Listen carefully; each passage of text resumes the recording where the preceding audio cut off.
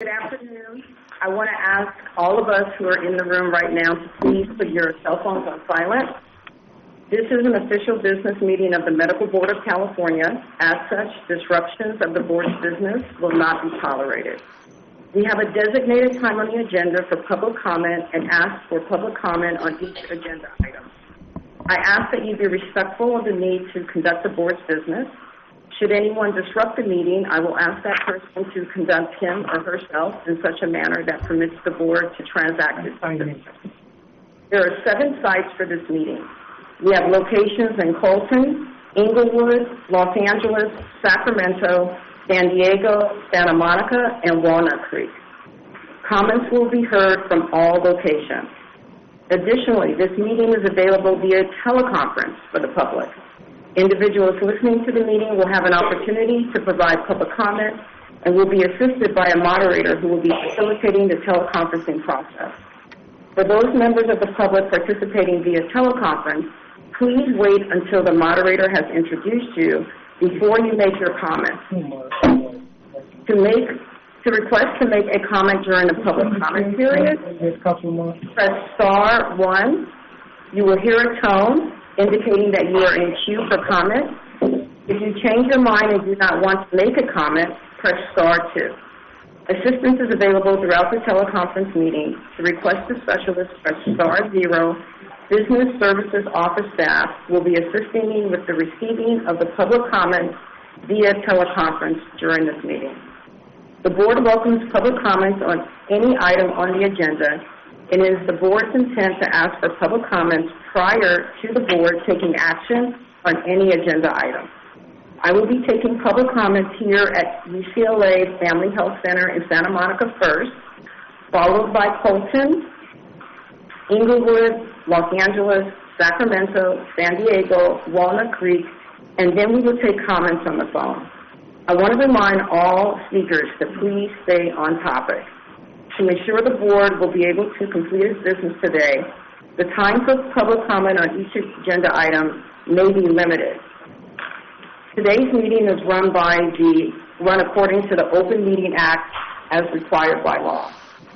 I would like to ask the meeting to order and ask Ms. Kramer to please call the roll. Dr. Bullock? Present. Ms. Friedman? Present. Dr. Granada? Present. Dr. Hawkins? Here. Dr. Kraus? Ms. Lawson? Here. Ms. Lubiano? Here. Dr. Lewis? Ms. Sutton-Wills? Mr. Warman? Here. Ms. Wright? Dr. Ias? Here. Ms. Hines? Here. We have a quorum. I want to remind the members again that we will take roll call on all action items. In addition, any member speaking, can you please identify yourself prior to speaking, since this meeting is taking place in several locations. And that includes when you are making your motion. Moving to agenda item 2, public comment on items not on the agenda. Please be aware that public comment during this agenda item should provide information to the board members and is not a discussion between the board members and the public. The only action board members can take is to listen to comments and decide whether they want a future agenda item on the topic. No other action can be taken on the item at this meeting. I want to remind all the callers that this agenda item is only for items not on the agenda. So if you want to speak on agenda item 3 or 4, there will be an opportunity for public comment during those items.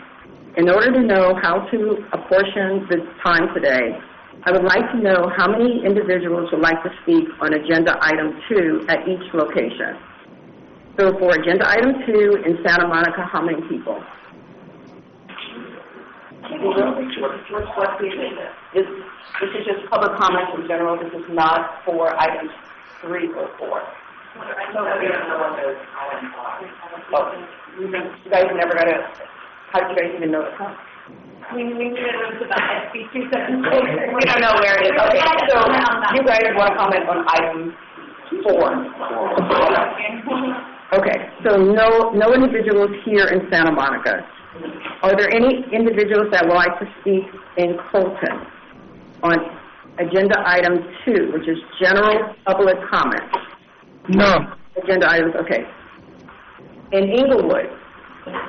I'm sorry, what's the title of this, of item 2? This is public comment on items not on the agenda. General comment. None. In Los Angeles? None. In Sacramento? None. In San Diego? None. In Walnut Creek? None. Okay. Are there any comments on the phone? Agenda item 2, general. Are there any comments on the phone? Not agenda item 3 or 4. So, Fran, do we have any comments on the line for just agenda item 2 in queue? Presently, we have 17 total, but our guests are not itemizing in this manner. So 17 total. I could clear the queue and we could start fresh, but I can't tell you as to which topics they have queued up for at this time. Okay. I would like to ask all of the callers at this time, we're going to take you out of queue. If you would like to talk on just the general item of on items not on the agenda, which this does not include item 3 or item 4 on SB 276, if you would please dial back in and go into the queue for only this item, please. Thank you. So, Fran, could you please clear the item? The queue is cleared. We have a fresh start. Following directions to get in line for her topic, please press star 1 at this time.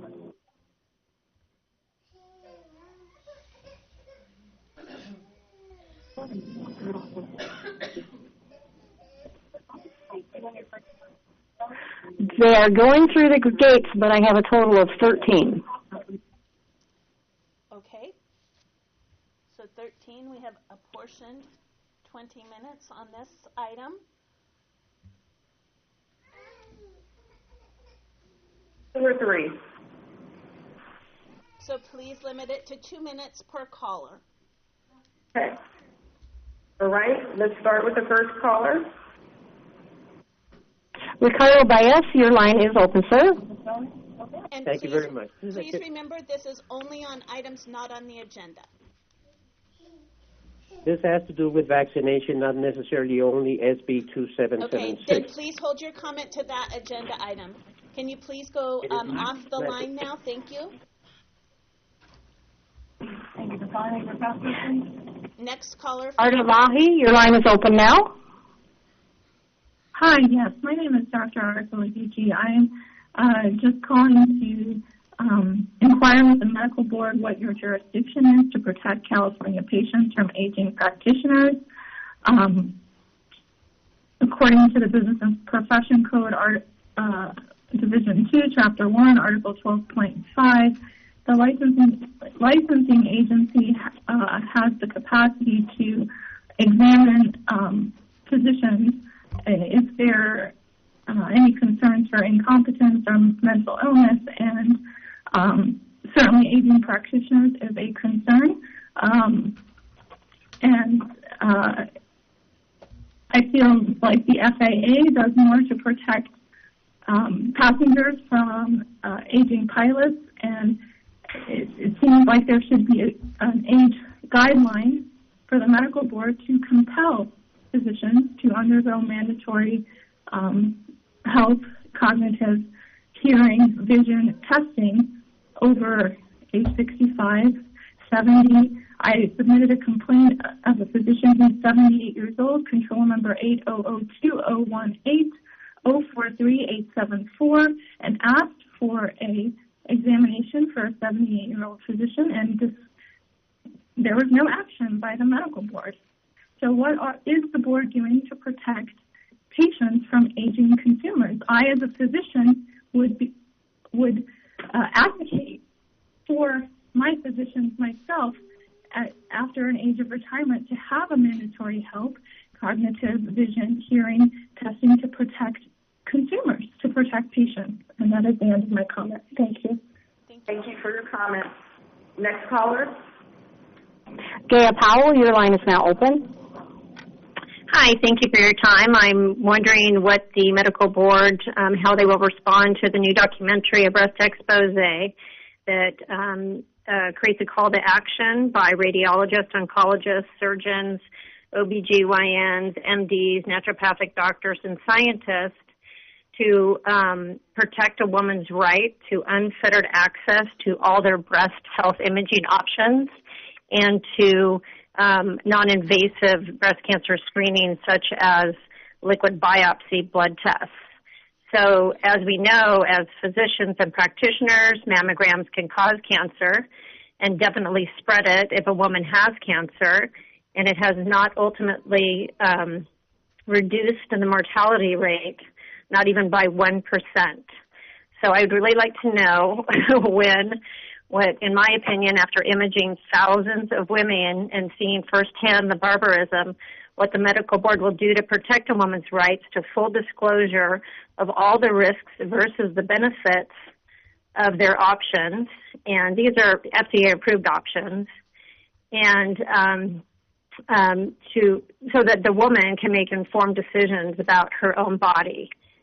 Thank you very much. Thank you for your comment. Next caller.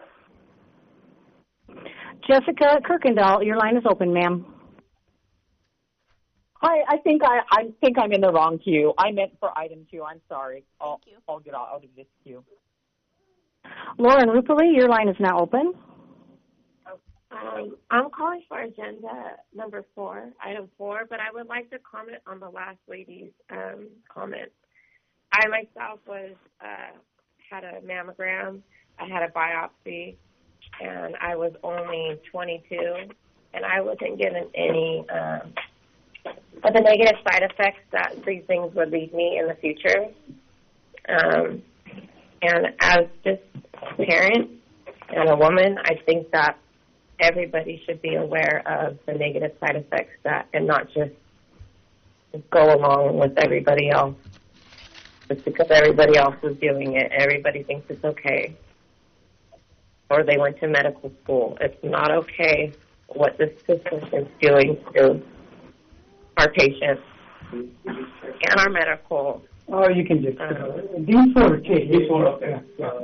done. I'm not even in here for this. I'm in here for agenda item number 4. Okay, thank you. Thank you. Next caller. Thank you. Sharon Sellers, ma'am, your line is now open. Oh, I'm here for comment on SB 276 as well. Thank you. Christy Burchett, your line is open. Yes, hi. I'd like to request a future agenda item for a future board meeting. I'd like the Medical Board of California to investigate doctors who turn away patients from their practice due to their vaccine status, as there have been complaints submitted. Thank you. Thank you for your comment. Next caller. Natalie Brewer, your line is open. Hi, I'm also here for item number 4. I don't know how you get on that queue, but I'm opposed to it. Okay. I have more to say when we get to that item number. Thank you. Next. Tina, no, your line is now open. Yes, hi. I'm going to speak on agenda 2, so do I have to go back in queue? This No, is 2 this is the 2. topics Oh, this not is on the the 2? agenda. This is only for topics not on the agenda, yes. Thank you. And to get in queue for this topic, it is *1. Our last now, Elisa Surmont, your line is open. Hi, thank you. I think there's some confusion. I'm also here to talk about SB 276. Okay. Am I in the right place? No, we will be moving on. How do? And my queue is cleared at this time. Okay. Thank you. Moving to agenda item 3, discussion and possible action on the U.S. Department of Health and Human Services regulation titled Protecting Statutory Conscious Rights in Healthcare, Delegations of Authority, issued on May. I'm sorry to cut you off, but we have one of our sites that is moving to a different room. Can we just wait 2 minutes until they move to the other room? Yes. So we can make sure we have a quorum. Okay. Hi, Kim. It's Christina in Walnut Creek. We're almost at capacity here, so I'm not sure what to do about the situation if we get to capacity. Okay. We might have to limit those in the room. Limit those in the room, and as public comment comes up, we might have to move individuals in and out depending on the time limit. Did they call in? Okay, I see. Definitely can call in. Yes. Okay.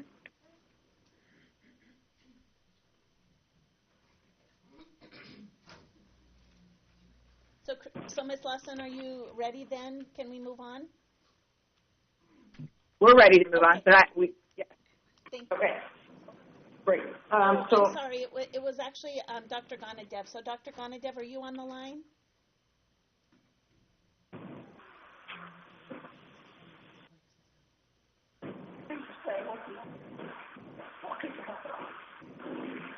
He has disconnected. Okay, thank you.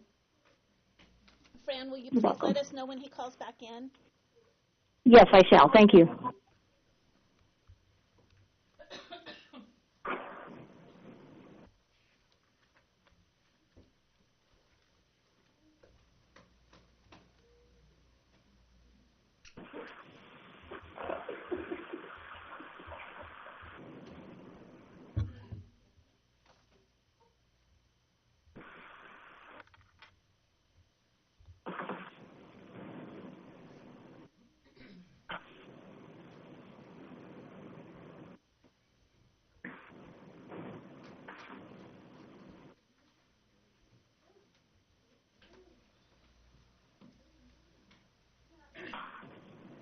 I have no speakers rejoining at this time.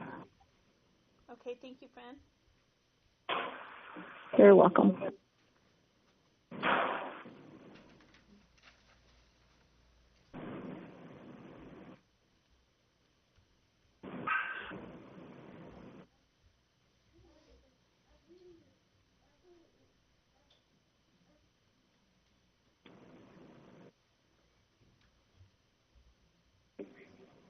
And he has rejoined now. Great, thank you. Dr. Ganadev, you're on the line?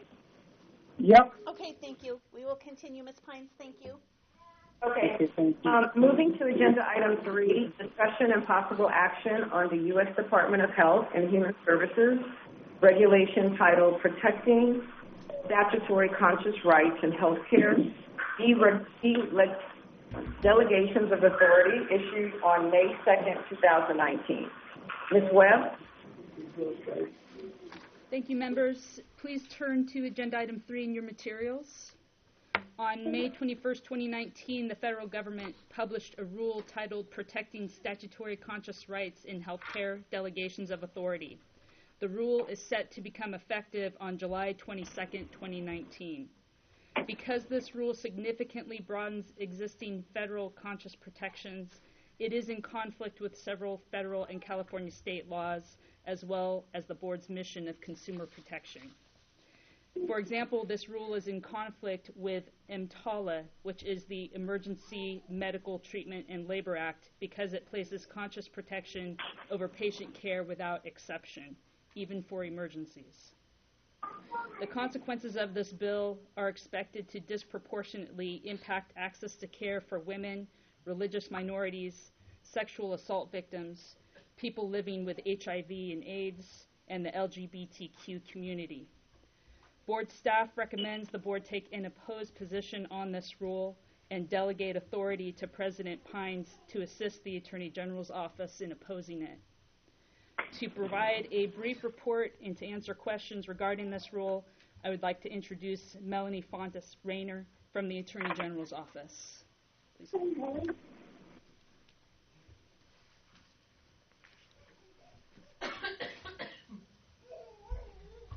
Hi everyone, this is Melanie from the AG's office. I'm also with my colleague Kathleen Borgers. As Ms. Webb described, the rule is pretty straightforward in what it does. Our office, on behalf of the state of California, filed a complaint last Tuesday against the rule itself because the rule itself conflicts with underlying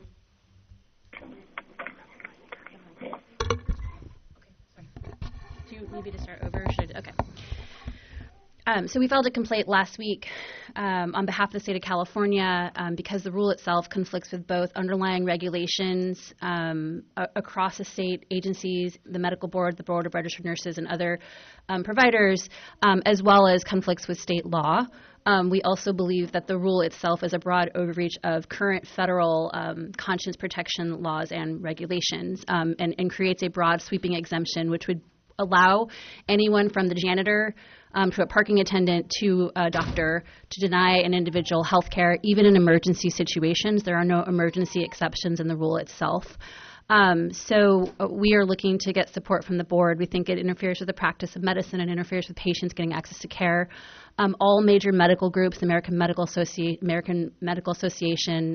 American College of Emergency Physicians, American Academy of Pediatrics, the American Congress of Obstetricians or College of Obstetricians and Gynecologists, you name it, family physicians, everyone has come out as opposed to this rule as it being bad into allowing refusal of care. So I'll stop there and see if there's any questions.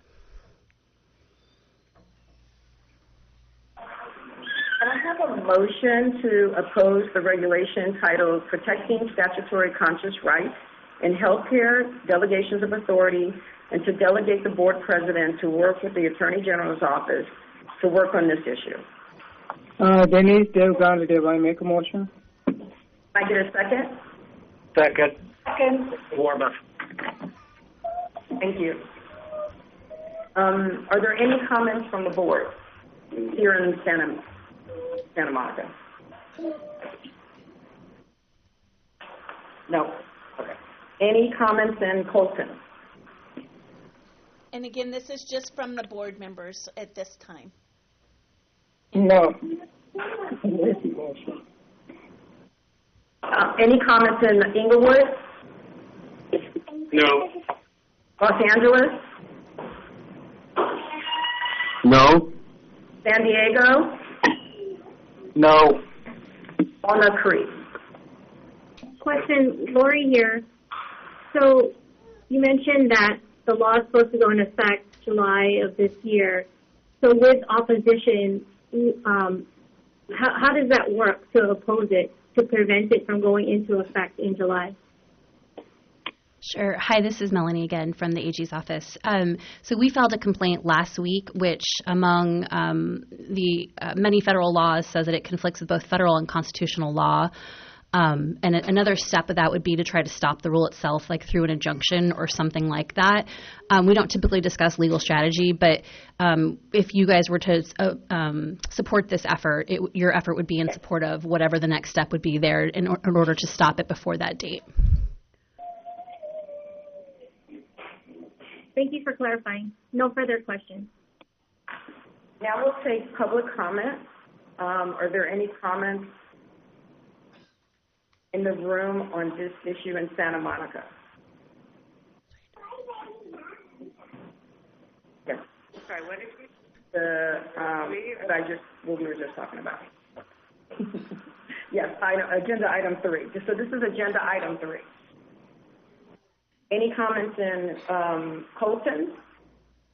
Agenda item 3. No. Inglewood? I'm sorry, was the question? Are there any public comments on agenda item 3? No. Los Angeles? No. Sacramento? No. San Diego? No. Walnut Creek? No. Are there any comments on agenda item 3 on the phone? Thank you. And for agenda item 3, that is star 1 at this time. My first is from Allison Sierra. Your line is open, ma'am. I'm sorry.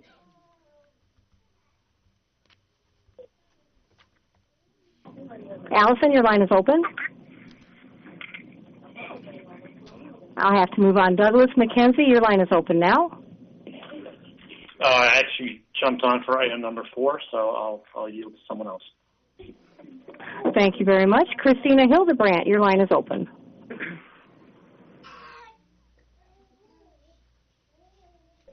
Christina Hildebrandt, your line is open. Sorry, I was on mute on my end. This is Christina Hildebrand from A Voice for Choice Advocacy. I wanted to second the comment that Christy Burchett made in the public comment, but reference it to this agenda item. And that is that, it seems very ironic that the medical board is creating such a large impact because of this ruling and doing so much to counter it when we have doctors in our state who are refusing care to children because of their medical status, and those have been reported to the medical board and nothing has been done about them. So I really would ask the medical board to put on their agenda item in the future a request to look at those and discuss those doctors that are refusing care to our children because of their medical status, and be able to discuss that and look into that. Thank you.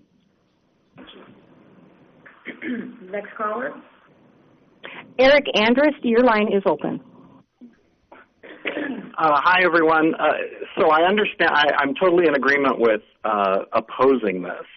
But if this rule, it does go into effect in July, that's just around the corner, there's going to be a flood of doctors who are just going to start saying, oh, I don't want to do this based on my religion. What does the medical board have in place right now to start handling these situations? Are you already proposing ways to handle it when these complaints come in? Thanks. Thank you. Next caller. Wendy Eklund, your line is open. I thought it was for 4. Please skip me. Thank you. At this time, I have no further comments in queue. Thank you. Ms. Kramer, please call roll. Dr. Bolott? Aye. Ms. Friedman? Aye. I mean, we're opposing this. Yes. So it's aye. Aye. Yes, aye. Okay. Dr. Gananadev? Aye. Dr. Hawkins? Yes. Ms. Lawson? Aye. Ms. Lubiano? Yes. Ms. Sutton will. Oh, sorry, Sutton's in here. Mr. Wormuth? Aye. Dr. Yip? Aye. Ms. Pines? Aye. We have 9 ayes, no nays, and no abstains. I am now moving to agenda item 4. Discussion of possible action on SB 276. Ms. Simone?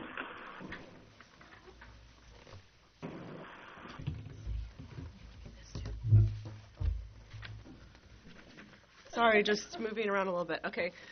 Yes. Okay, agenda item 4. Please refer to your interim board meeting packets, tab 4, one bill to discuss, SB 276.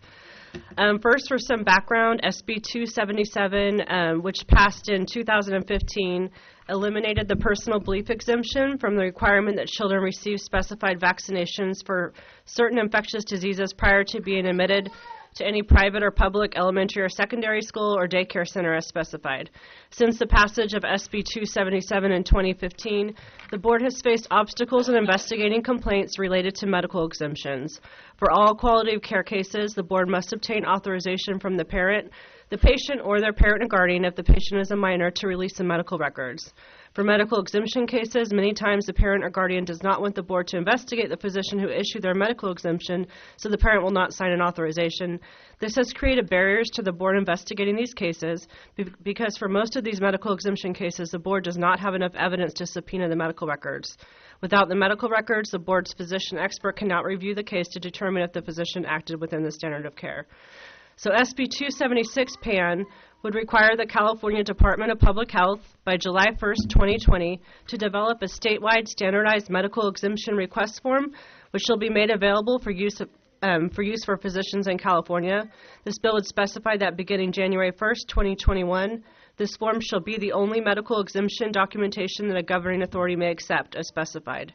This bill would specify that a medical exemption request form must be approved or denied only by the state public health officer or their designee. This bill would require the form to include an authorization for the release of records related to the medical exemption by the physician to the California Department of Public Health and the Medical Board. Requiring the medical exemption form to include an authorization to release medical records to the board will remove the obstacles the board is currently facing in medical exemption cases. Allowing the board to receive the medical records will allow the board's expert to review these cases and opine if the physician followed the standard of care. This bill furthers the board's mission of consumer protection, and board staff recommends that the board take a support position on this bill, but I need a motion. Do you want to say the comment? And before we go into discussion, I just want to report that the board received numerous public comments via email. Those comments, approximately 240 of those comments were emailed to members. We ran out of time on the rest of them because they were coming in all day today. So we have approximately 270 public comments left to submit to members, and those comments will be sent to members tomorrow. And then we do have some comments on the phone. And we received 76 phone calls in opposition that just left their name. Okay. And so with that, I need a motion. Okay, can I have a motion to approve staff's recommendation to support SB 276? So moved. Can I have a second?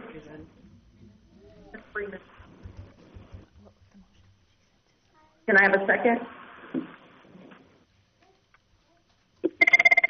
Second, Dr. Hawkins. I'm going to begin with comments just the board members. Are there any comments from the board members here in San? Any comments from the board member in Colt? No. Any comments in Inglewood?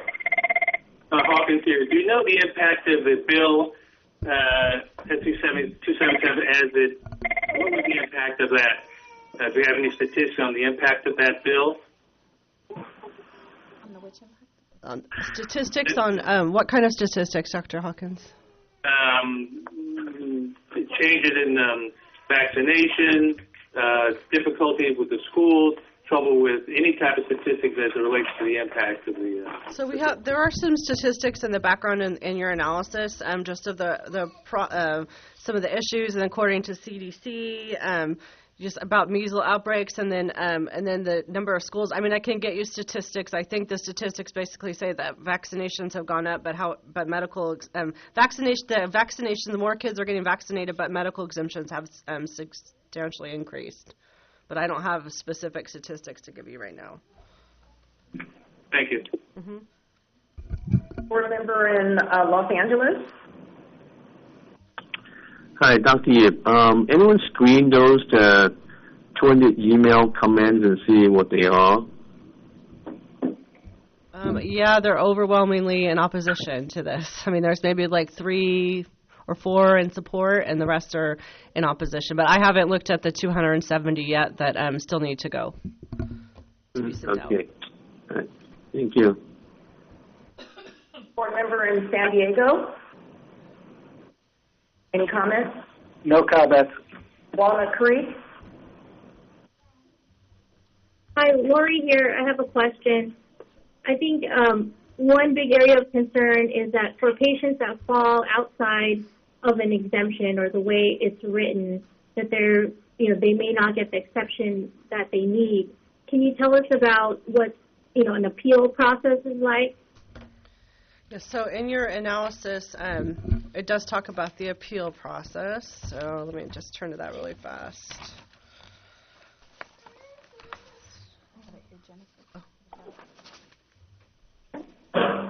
Go ahead. You want me to? Or okay. Okay.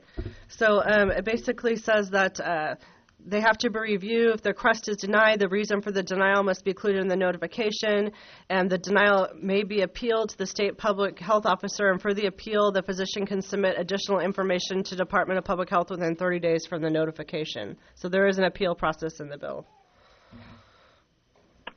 Thank you. You're welcome.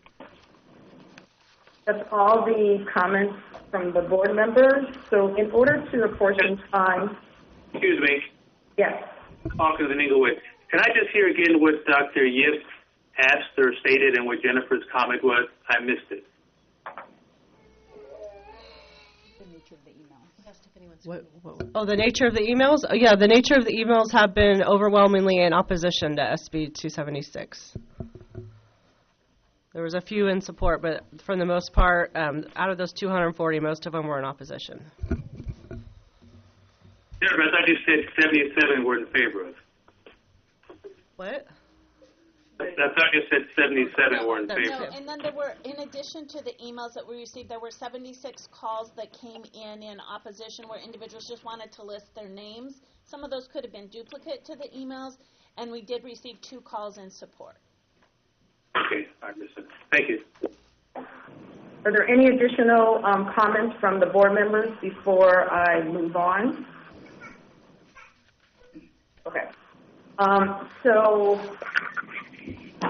in order to apportion time, because we have so many people in the physical locations and on the phone, I just need to get a sense of how many individuals want to speak on the agenda item 4 in each of the locations. I'm going to start here in Santa Monica. Is everyone, can you just raise your hand? I'm not speaking in somebody's question. Okay. So we have, thank you, 12 in Santa Monica. In Colton, how many people want to actually speak? 16. In Inglewood? 6 public members to speak. In Los Angeles? 4. In Sacramento? Hold on just a sec.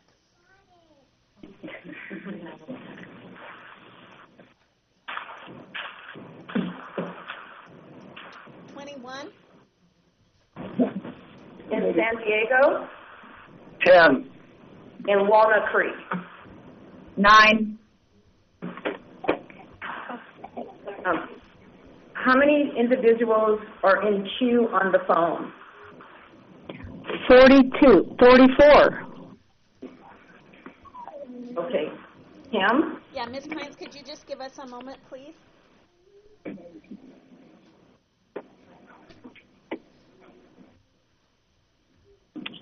That's the question. Yes, Dr. Yip?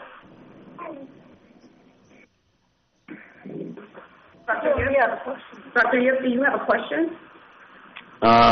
Actually, one of the public members asked how many doctors on queue to speak. I don't think we can identify until we they cannot get identify that information. Yeah, thank you. Okay, based on the number of individuals who are in person and on the line, we will be able to give each person 30 seconds to speak.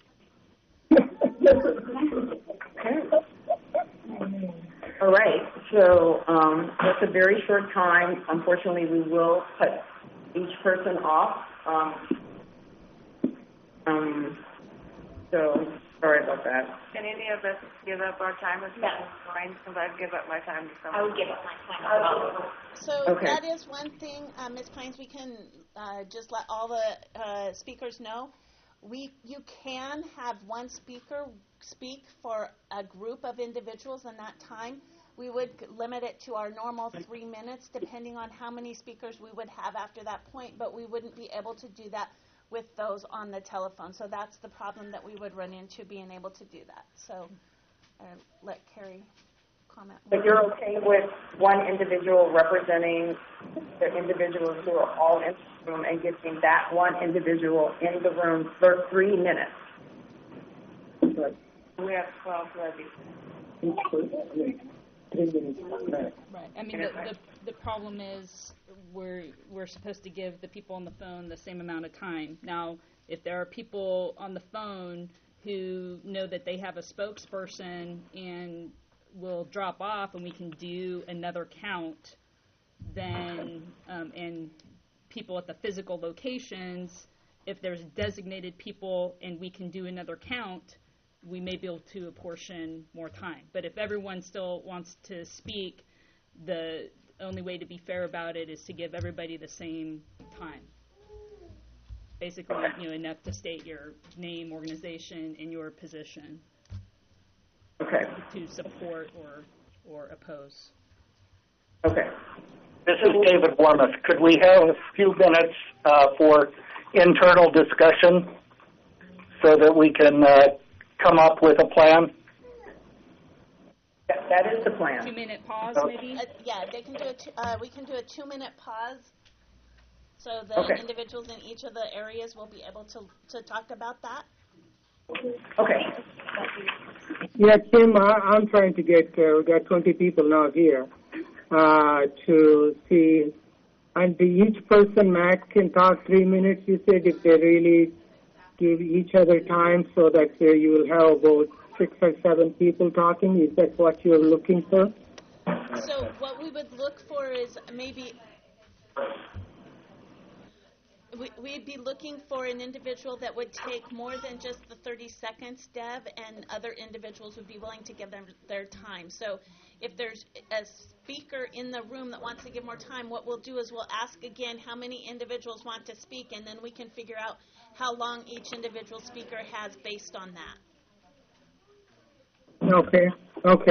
All right. Let's take the pause on that one. Okay, thanks. So we'll take a 2-minute pause. Okay. So here in the room, is there... So we're going to go back and see how many individuals want to speak, and then we'll redivide the time based on that. Okay. Is there one individual that wants to represent... A couple of us now, we can't know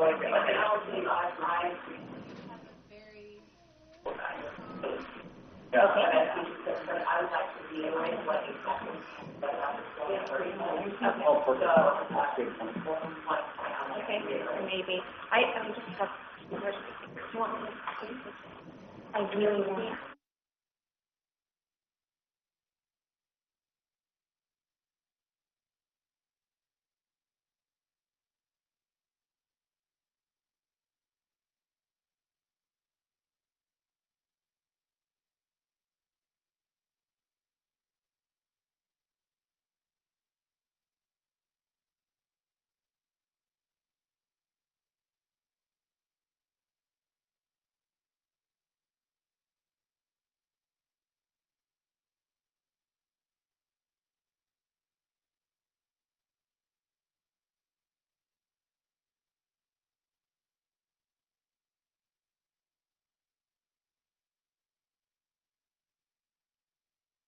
So the legal pertinent is to feel comfortable representing everything as a person because I think it would be much stronger if we could identify one person to address all these people. So Fran? Can you do yours in 30 seconds? Yes. Did we clear the queue? No. No? I will, upon your instruction, I will clear. Presently we have 60 in queue. Okay. Can I just make a statement then to those on the phone? Okay. So Yes. At this time, what we're doing, for those of you who are on the phone and would like to make a comment, based upon the number of individuals who are on the phone and in the rooms, the time will be apportioned. So what we had recommended is that if there are individuals who you know are going to make a statement that is longer, you might want to give your time to those individuals. If we have 60 callers on the phone and we have like 30 individuals in the room, that's still going to be down to, that's still 90 minutes, and so we would still have to apportion a little bit less than 1 minute per speaker. So we would like to clear the queue, and then we would like you to call back in if you would like to make a call to see how much time we will be able to give each caller. So at this time, Fran, we would like you to clear the queue, and then everybody please push *1 if you would like to speak so we can identify how much time we will need to apportion to each individual caller.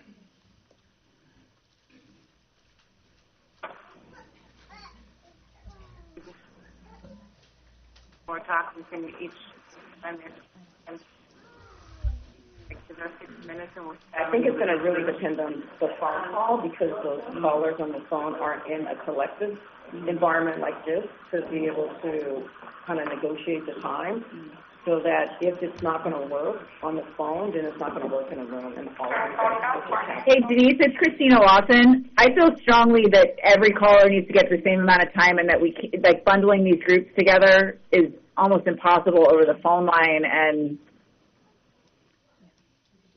Is there a reason? Because, I mean, no one here in Walnut Creek, I mean, these are all unaffiliated individuals who'd like time to speak. All right. So it's not. I recognize they'll have less time to speak, but I don't know how to make it fair amongst the various locations otherwise.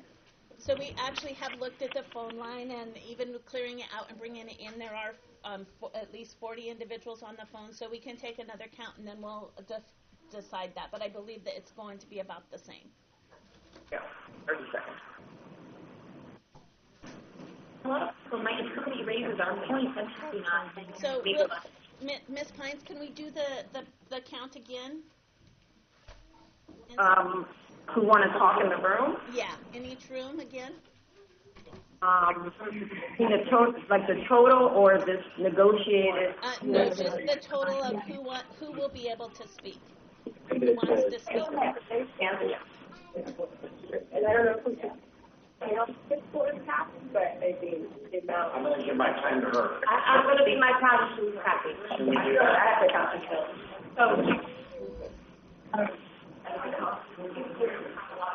So. Wait, so for time, can they get more time then?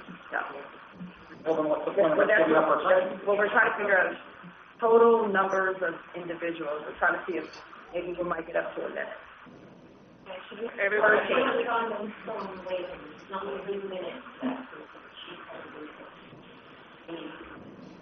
13 people in the room. So 14. Ms. Pines, we don't believe that this is going to change the 30 seconds based on the number of individuals in the room and individuals on the phone. So we would just like to say 30 seconds for every individual, and we will go through the list. And those that wish to come up and speak, they can do that if they would like. Is that okay? Kim. Yes. Okay, Kim, hang on. Let me give you on Colton what we got. I have 20 people, but they selected 5 people to be the spokespeople, and I think I'm good with giving each one of those 5 people 3 minutes. And they're talking to each other to get their points across. No, but Dr. Gonadev, it's going to matter, but depending on each site and how many because we have to give every individual that wants to speak the same amount of time. So I don't know what the other things do. This is what I told them, and they actually did. Otherwise, you guys figure out, because if we said that way before, I thought we'll follow that way. That way they get some time to speak. Otherwise, they will just say their name, their pose, and what organization they do. That's about it. So. All right, so we can count how many speakers we have at each location, Ms. Pines? 14. 14, thank you. That's more. Yes, it's in the back, yeah. Colton? 5 out of 20. Oh, 5. In Inglewood? We have 6, and there's some discussion about consolidating. We have 6. Okay, 6. In Los Angeles? 3 speakers. 3. In Sacramento? Yes. 10. 10? 2 more people. 10, okay. 11, okay. 11, okay. 11. It depends on what the time is. San Diego? 3. 3. In Walnut Creek? I think we've increased to 11. Okay. And then how many now do we have on the phone? Fran, can you tell us how many are on the phone now? Yes, 72, and I do want to remind everyone, they don't need to disconnect their line. There's a lot of that happening. Just press star then 1 to get in queue. Of course, star 2 will remove the queue. You do not need to disconnect. Thank you. Okay, so thank you very much. Then we will be going with 30 seconds based on just because we need to give everybody the same amount of time. So then I guess the question is, do we have to apportion for each location, or are we good to go?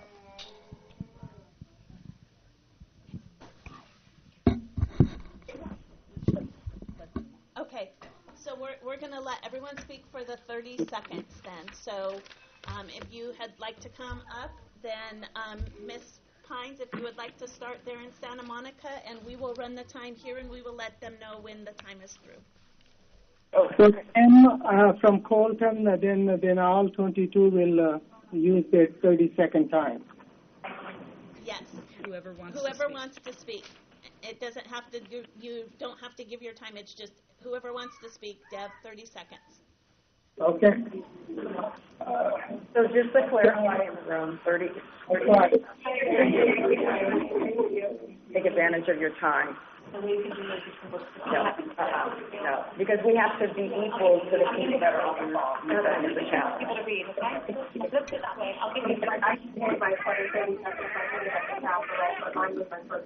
So, Kim, we're going to start here in Sacramento. Santa Monica? In Santa Monica there? In Santa Monica. Okay. I think we're doing a powwow here right now. Okay, so, all right, we're gonna Dr. Yip here, can I make a comment?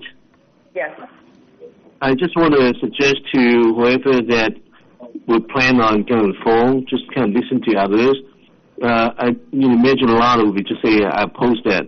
But if someone who can bring up logistics, statistic to the point, whoever feel that, maybe they can just drop the line so that we won't have a lot of people saying the same thing, I oppose it, but it's just a suggestion so that people actually have more time to speak later. Okay? Thank you. Okay. Okay, I'm going to begin here in Santa Monica. Are there individuals who would like to speak? We have 60 seconds. I'm going to start. 30 seconds. 30 seconds. We're going to begin now.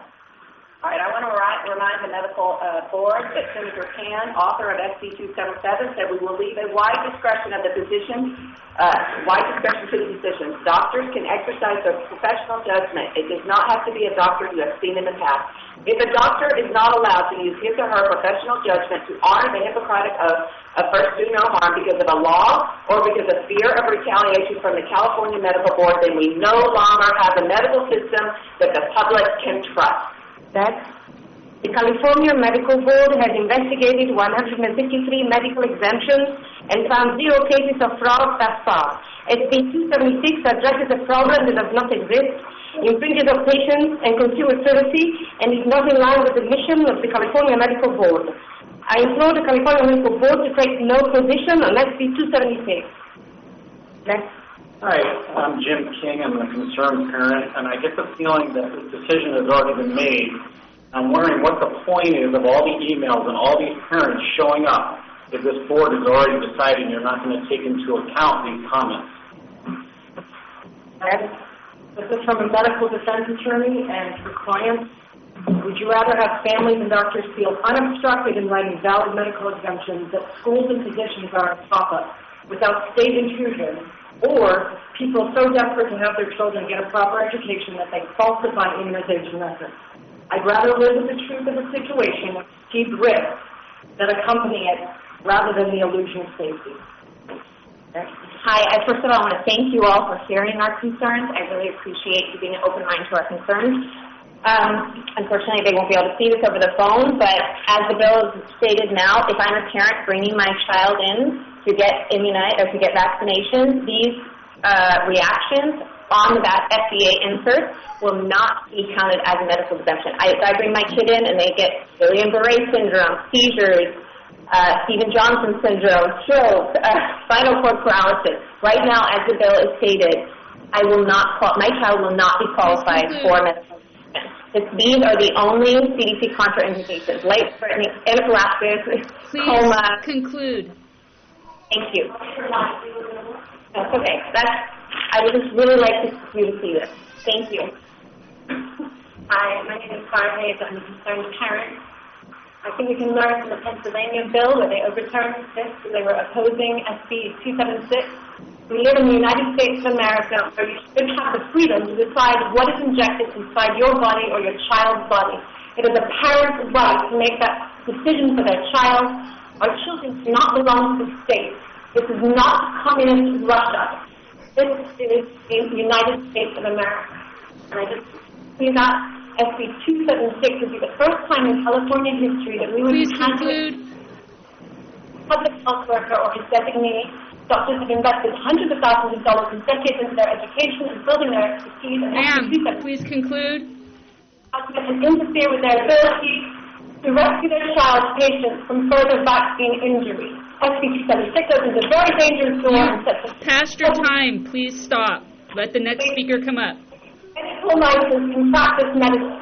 And this huge power grab is all in the interest of... You are disrupting the meeting. Please conclude. Californian school children who have medical exemptions. The CDC and WHO acknowledge that severe and even vaccine injuries occur. If this is how it's going to go, we're going to have to ask you to leave. Please conclude. Yes, two other ladies gave up their time. Next. I'm someone who has struggled with an autoimmune disorder since childhood. As a result of vaccination. My disorder would not be recognized as something that would qualify for an exemption. I worry that my grandchildren, future grandchildren, will be harmed by this and have no recourse. I have spent a lifetime struggling with this. It has dictated my whole life, and it would not be recognized. Thank you. Next, sorry to hear that. My name is Shannon Kinnett. I'm a concerned parent. This bill tells me, the medical board supporting this bill tells me that I can't trust my doctor. And that's the last thing I want to hear. It's been hard enough to find a doctor that will listen to me and listen to the reactions that my child had to a vaccine. And now you're telling me I can't trust that person. I have the same thing. I'm a parent whose daughter has had seizures, and I do trust my doctor, and I would just like to ask the medical board to trust my doctor and not know that when my doctor has seen my child's reactions and he knows my child is going to have to defer to someone far away who doesn't know my child. So that's it. The Association of American Physicians and Surgeons strongly opposes this proposal to require patients to submit to government-ordered medical treatments without informed consent, even when a physician certifies that a medical exemption is warranted. The traditional ethical in the oath of Hippocrates requires physicians to refrain from deliberately harming patients. The state of California is denying patients the protection of the code and is instead imposing on them the judgment of a government agency, the Department of Public Health. Unlike physicians, these officials take accountability for harm that individual patients may suffer. So that's all the... Sorry, one more. Hi, my name's Kristen Galarraga. I'm a concerned parent, and while we're all talking about personal stories, we need to actually talk about the money issue. This is an unnecessary bill for minimum of $10 million a year for a 0.7% of our state school children. So the question I have is, with the appeals process that will most definitely happen with every single exemption that will be denied, what is the cost of that appeal process for every single exemption that will come to the state and the medical board? How is that going to be handled? That's all the public comments here in Santa Monica. I'm now going to go to Colton. Okay, I think we'll have one after other. Go ahead, please. You can sit down. Okay. Are you able to hear me? Yes. Okay. In 2015, Senator Pan stated, if a physician feels there is a genetic association in sibling, cousins, or other relatives that is not fit for vaccine, the physician can provide a medical exemption for the vaccine, and there will be no limitations. With SB 276, the doctor-patient relationship will be severed. State health officials will be the ones granting and denying medical exemptions, and state health officials do not have the lifelong relationship with my child that our family doctor does. It is alarming that they would be the ones deciding what is in the best interest for my child's health without having spoken or seen my child. Okay. I'm deeply concerned that this bill would demonize medically fragile children like mine, and it would violate the sacred doctor-patient relationship. This is the only exemption we have left in California. Do not let the government overreach on our medical freedom. We want bodily autonomy and the right to govern over our own body and that of our children. Coercion is not consent. Hi, Dr. Lionel Lee. There's been 0 cases of fraud by the medical board. We're doing this for measles, and there's only been 11 cases of pediatric measles in 2019. The physician's right to medicine is do no harm, but we're taking away the doctor's right to be a physician. There's a strong legal challenge for privacy when we create a board to find out who has exemptions. If we can protect LGBTQ, why can't we protect our kids? Remember, do no harm, protect our kids who are 0.7% at risk, and remember, medicine is not a one-size-fits-all. Hi, my name is Jessica. I'm a concerned parent. I want to get it out there that I will not comply no matter what laws are passed, but the importance of a doctor-patient relationship needs to stay in place. This is violating the Nuremberg Code, this is violating the doctor's oath, this is violating everything on many, many levels. My kids will not be covered under this, and vaccines almost killed me, and they injured my firstborn.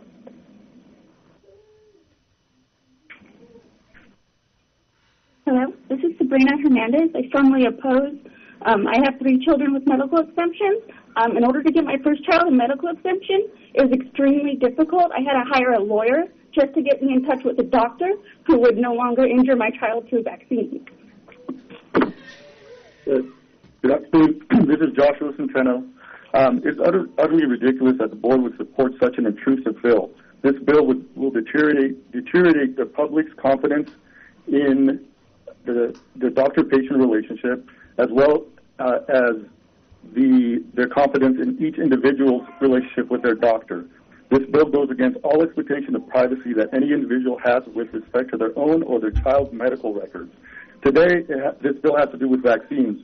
Tomorrow, another bill will be introduced that will mandate a different medical procedure. Where will it stop? It's a slippery slope. Hello, my name is James Thaler. I'm here in a room of over 22 people, all of which are not going to speak, but I speak in one accord with all of them, that we all oppose SB 276. We all believe that the Medical Board of California should oppose this bill and see it for what it is, that it is eroding the doctor-patient relationship. When considering that the contraindications that would only be covered under SB 276 are very limited and severe cases, the massive list of items.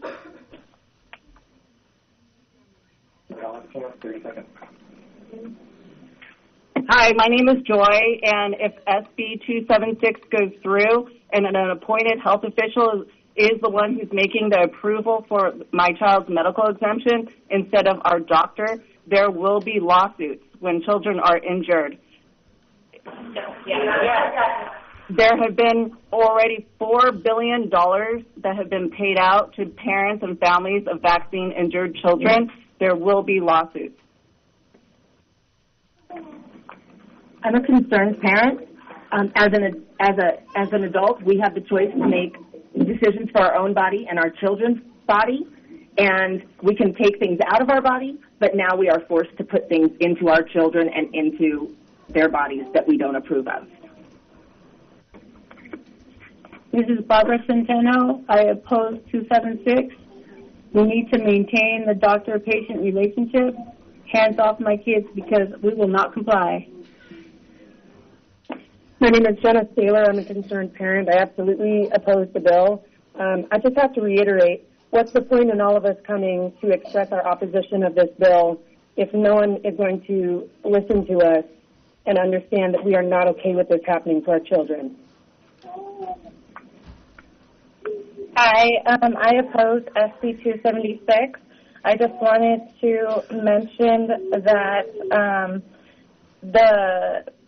the government wouldn't know our kids personally. It's not a review of medical records. It's just an application where our kids' information goes into a database that violates HIPAA, and that we need to keep that medical exemptions to our doctor-patient relationships where they have an understanding of our kids and their backgrounds with history. Thank you. My name is Molly Butler. I'm a concerned parent.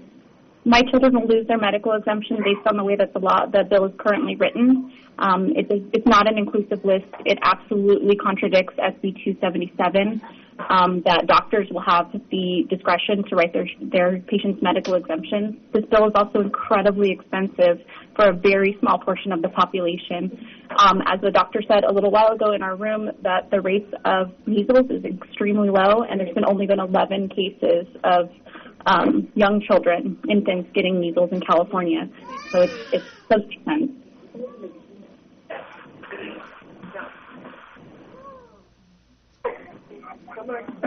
Anyone else? Hi, my name is Noemi Bass, and I'm also a concerned parent, and I just wanted to also express that there's big concern with the narrowing of scope of potential of risks that the exemptions would actually be granted for. And so while the 4 that would be only allowed through this new law would be a comatose state or encephalitis, which is falling out of the brain, and I think 2 other risks, there's a whole slew of risks like seizures and autoimmune diseases that would not qualify for exemptions, and I think that's pretty dangerous for a lot of children. Thank you.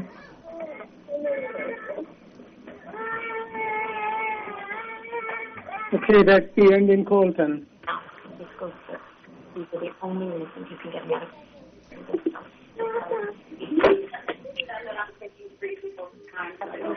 Ms. Hines, I believe we can move on to Inglewood then. Okay, let's move to public speakers in Inglewood. Okay, so Dr. Hawkins, we have 3 speakers, and 1 speaker is taking 4 persons' time. She'll announce that when she talks. I'm sorry, we can only give each person 30 seconds. Right. Well, okay, well, the 1 person is going to speak for 3 people, including herself, 4 people, including herself. We have to limit every person to 30 seconds. So each of the other individuals could speak for that 30 seconds. They're giving their time to the 1 person. Due to the volume, Dr. Hawkins, we are not able to do that. Even with everybody, it's just 30 seconds. But you said at the beginning everyone could consolidate. We had to keep it to 30 seconds. We originally said 30 seconds. We cut down our numbers, and then we saw at the same time that doesn't really make sense. Right. The numbers have not cut down overall. But there's 90 on the telephone, so they haven't cut down overall. We're still having to limit it to 30 seconds. Right. Yes, you all have 30 seconds, yes. My name is Julie. I have a master's in public health and a strong biochemistry background. For 22 years, I've been working with individuals. I help heal vaccine-injured kids all the time. You must oppose 276. We already have herd immunity, and this is only accounting for 0.7% of our population. No one knows a child like their parents, but you, the medical doctors, are a close second. You took an oath to benefit the health of the public. The CDC declared to stop breastfeeding to make vaccines efficiency work. That is a problem. We all know there's no one-size-fits-all to health. Kids have allergies. Kids have penicillin and sulfa allergies and food allergies. You can't tell them all. You can't tell them all. It's one size. That's it. Hi, I'm Emma Horn, and I just want to say that 10,000 children after SB 277 went and got vaccinated and helped boost herd immunity to over 95%, which is Dr. Pan's main aim when passing the bill. His goal was achieved. The remaining families were only those who medically needed an exemption to keep them safe. 0.5% attained one, as the personal belief exemption was easier to attain before, and no doctor appointment was necessary, and if they could do it themselves. Family history of vaccine injury. I oppose this bill. Hello, my name is Alicia Montoya. I'm the wife of an LA County firefighter. He's a captain. The cost of SB 276 is too high for California. The estimation for the first year is $650 million. The subsequent years are $32.5 million each. There will be the potential health care costs. Please conclude. Don't add up. It's 276. Hi, my name is Lori Schwartz. I am opposed to this bill, and I respectfully request that you oppose it as well. It is fiscally irresponsible. It will cost us over $1 billion in the first 5 years to the schools and to the taxpayers of California for a system that your California Medical Board already is in charge of. You've gotten 30 or 40 potentially fraudulent medical exemptions, and you've returned them all as non-fraudulent. You've also reviewed 3 doctors, and they've all been cleared. This is something that we do not need. It's already a system in place by your own California Medical Board. Also, in Agenda 4 analysis, you have some information about medical exemptions. Your time is up. Please conclude. Correct. There is no grandfathering. Please read the amendment.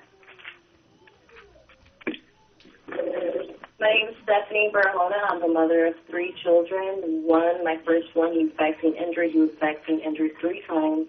He was denied a medical exemption 3 times by 3 different doctors. I asked the California Medical Board to not support SB 276. The California Medical Board has investigated 153 medical exemptions already and found no fraud on them. This would be $10 million a year, so that would be very expensive for California. I implore the California Medical Board to say no on SB 276. I do not support SB 276. Okay, Hawkins, so that's it for our area. Okay, moving to Los Angeles, Ms. Pine. Moving to Los Angeles, public comment. Yes, Res 3. My name's Leah Belicha. I'm a pediatric intensive care nurse of 12 years.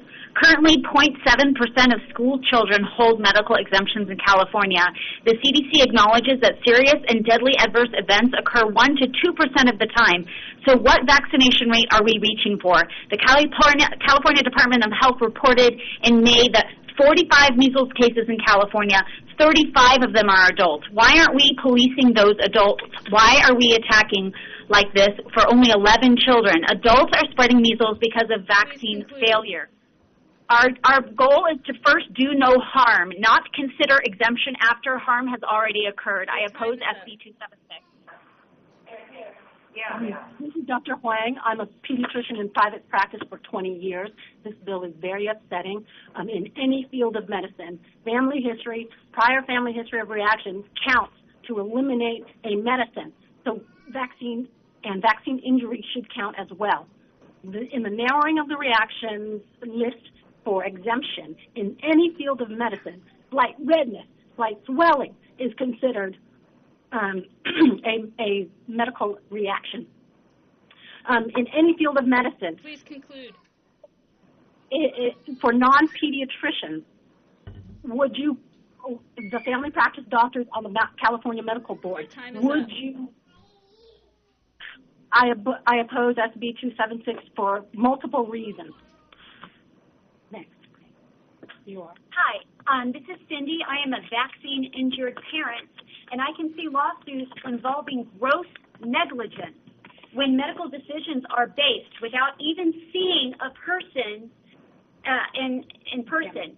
And I also believe it sends the wrong message towards the medical board and can erode trust in doctors and possibly keep people from going to the doctors. I oppose SB 276. One last person. Hello, I am a concerned parent, and I oppose SB 276 because the state should not legislate the doctors or medicine. Okay, great. Thank you. We have all. Okay. Now we're going to go to Sacramento. Actually, if you'd line up here at the front and you can come. Oh, can you move a chair there? Yeah, I think it'll be easier for 30 seconds to just stand and talk. Okay. Does the mic work? Yeah, so I have the mic on. Please speak. I don't know if it will work, though, for the phone. It's good. So please speak into the mic and over this. So come all the way up, please. Yeah. And I need to get them in both so we can get it on the recording. Thank you. Okay, ready? My name is Diana Douglas, policy analyst in the office of Dr. Richard Pan. Due to his legislative duties, he regrets he is unable to address you in person. As a physician and author of SB 276, he urges the Medical Board of California to endorse this bill, which enables the medical board to investigate physicians who endanger public health by engaging in unprofessional conduct. As noted in the board staff analysis, the board has faced multiple obstacles related to physicians granting inappropriate exemptions. On behalf of Senator Pan, I urge the Medical Board of California to vote to support SB 276. Thank you. Hello, Kelly Beam here on behalf of the more than 44,000 members of the California Medical Association. We are proud to sponsor SB 276. Public health officials, medical providers, lawmakers, the media, and parents of immunocompromised children have raised concerns that a small number of physicians are not upholding the patient's standard of care and therefore put the public at risk. They're undermining the integrity of other physicians who grant medically necessary exemptions for the 1% of patients who truly need them. Thank you. My name is Jasmine Palomino, and I am here on behalf of many parents of the Central Valley to speak against this bill. To clarify, there have been 0 cases found of fraud, which does not support Senator Richard Pan's stance to go after fraudulent physicians. The medical exemptions have not substantially increased, as Ms. Simone has stated. They have gone up from 0.2% following SB 277 consequences, only up to 7% in kindergarten and 4% in the 7th grade, reaching at almost 100%, 0.4%, 0.7%, reaching at almost 100% vaccination rates. I'm a mother of 2 vaccine-injured children, one severely injured. I have a 2-year-old son who would not be exempt under these rules. The doctors I feel like that you guys are going after, we actually actively seek them out because they believe us. I've had many doctors say, I think you need to be medicated.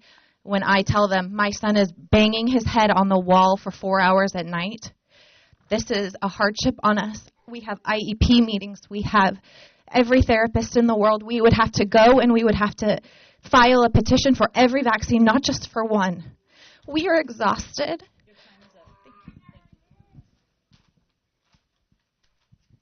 My name is Victoria Wagner. I am the sister of a severely vaccine-injured brother. Under these guidelines, my brother would not qualify for a medical exemption. He suffers from Stevens-Johnson's disease, and at the age of 12, he received a Tdap booster, and it nearly took his life.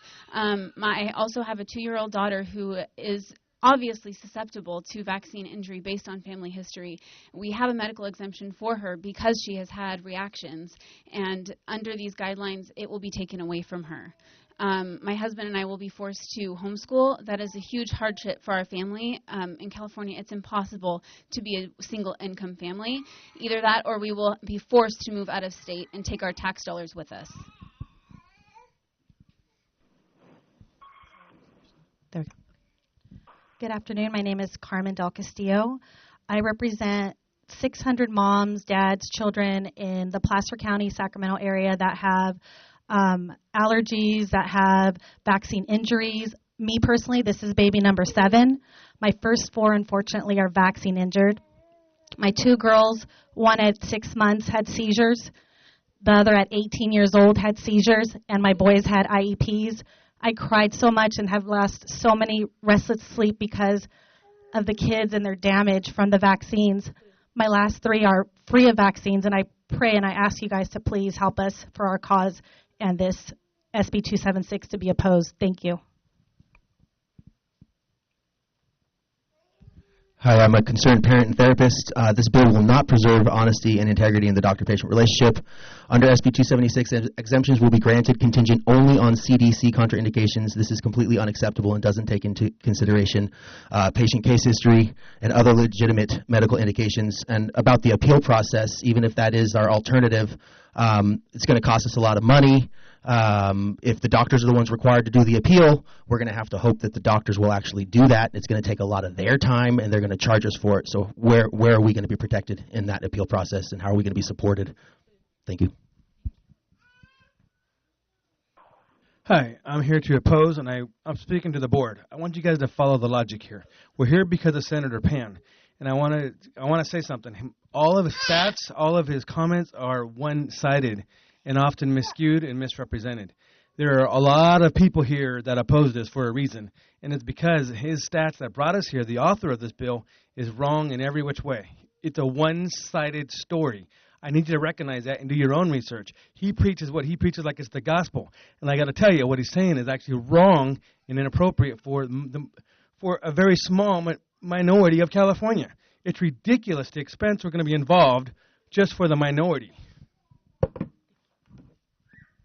Hello, good afternoon. My name is Camille. I'm a teacher, and I think that should SB 276 pass, it would set a very dangerous precedent of the state being able to override the medical decisions of physicians. I do not understand why medical doctors are willing to give up their rights to the state, and I think that the time, energy, and commitment and money it takes to become a doctor should mean something in California, and the state should not override the medical decisions of someone who has made it through medical school. I have the greatest respect for my doctors, and I believe that they should have the right to do what's best for their patients.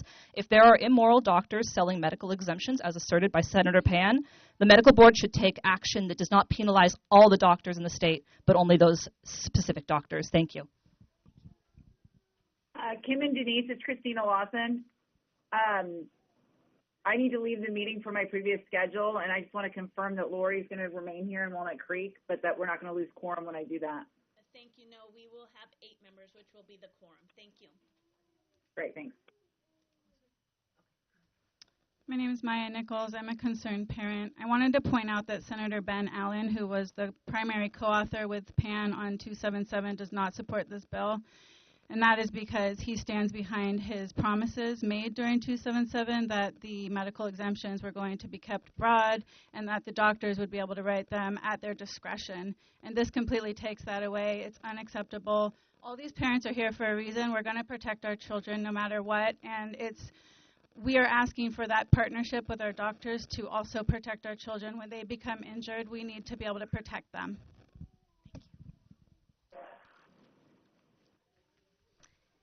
My name is Angela. I'm a registered nurse. I've worked in public health. I'm actually an immunizations nurse, and I've worked in public health for 10 years. I am very opposed to SB 276. Today we are witnessing an injustice to the very people that we are sworn to protect. Our job is to be an advocate for our patients and a defender of medical freedoms. And I would like to ask each of the members of the medical board that before you make a decision on whether you support or oppose 276, to ask yourselves, reflect on the Hippocratic Oath and ask yourselves, does this respect the autonomy of my individual patient? Am I permitting intervening between my duty and my patient? Am I violating my patient's right to privacy? And finally, does this violate human rights or civil liberties? Please keep your eye on the light. So I hate having to cut people off. It would be great if you self-policed. My name is Sarah Harrison. I'm a credentialed teacher. I live down near San Diego and flew up to be here today. And my children have medical exemptions. Obviously, that's why a lot of us are here, and I'm concerned that they will be taken away. And I just want to speak for myself, and I know a lot of people.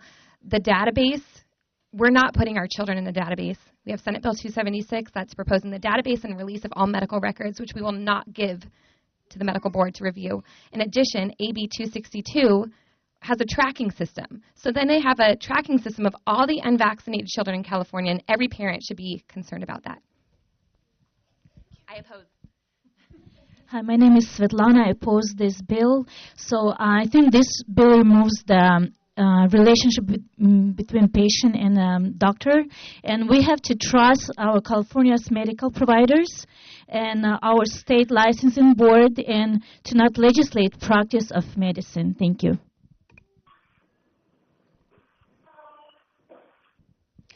Hi, my name is Rachel.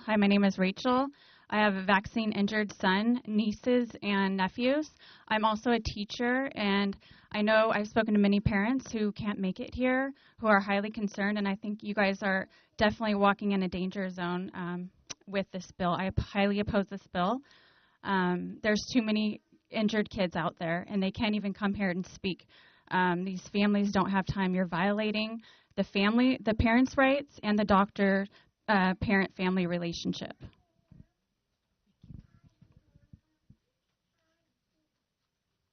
Hi, my name is Joy. I'm adoptive mother to these two. My son was born addicted to heroin. He spent a month in the NICU on morphine. If you'd like to see this photo so that you know. My daughter is also adopted. She is sensory seeking, has sensory processing disorder, which is very similar to autism. I don't know their medical history. I don't feel comfortable to be able to inject them with anything. My son, he spent a year smelling like maple syrup because he was detoxing from all of the drugs, so many drugs. And so I oppose this bill. Thank you.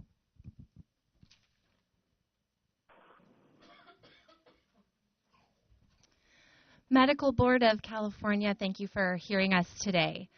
When the highly controversial SB 277 passed, the legislators, the parents, all of the California citizens were promised a robust medical exemption with their own physician. I went out and I followed the law. I obtained that medical exemption with my children's physician with whom we've been working since they were born. Now, with SB 276, I don't believe that my children's reactions will qualify under the CDC contraindications. Please oppose.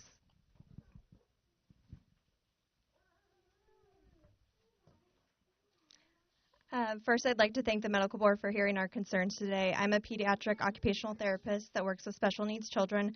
I'm extremely opposed to SB 276 because it punishes children that have legitimate medical concerns and previous reactions to vaccinations.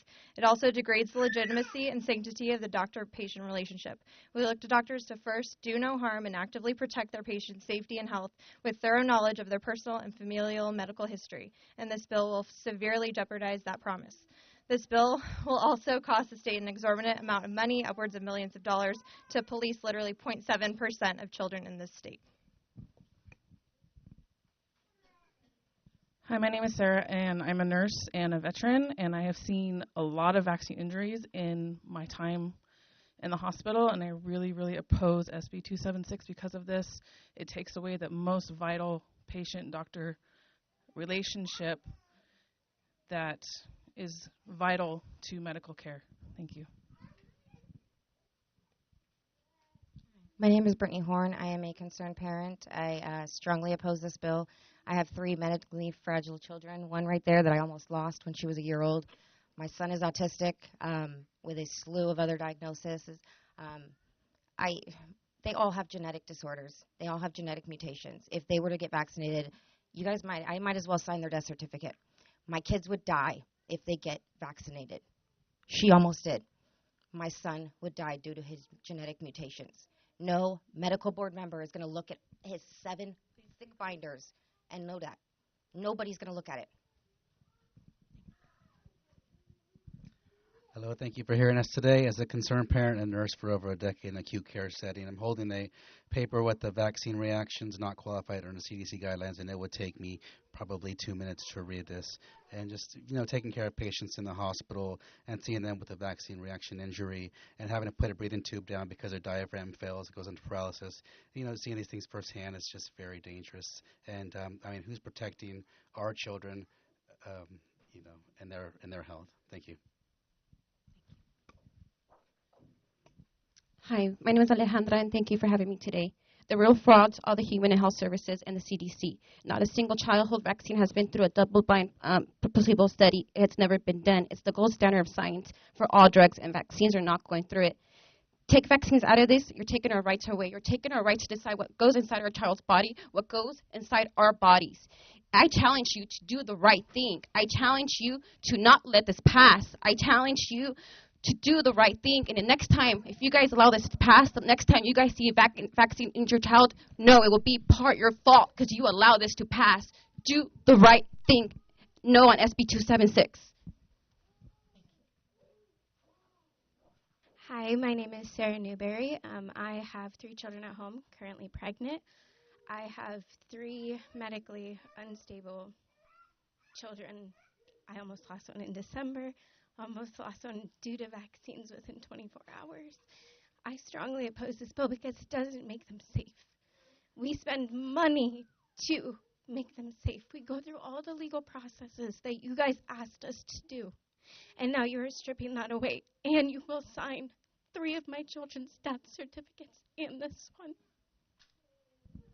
I oppose. Hi, my name is Veronica Quintanar. Thank you for giving us the opportunity to come and speak to you guys. I have 3 boys, 2 of which had vaccine injuries. One is 11 months, and for the first time in my family's history, we have a child with severe food allergies that has to carry around an EpiPen. In fact, on the way here, he just got into, his brother sucked on his pacifier, and he sucked on it, and he had a reaction. I'm begging you to please oppose this bill. It takes away my rights as a parent to not give him the MMR because of the egg vaccine, or the egg component in the vaccine.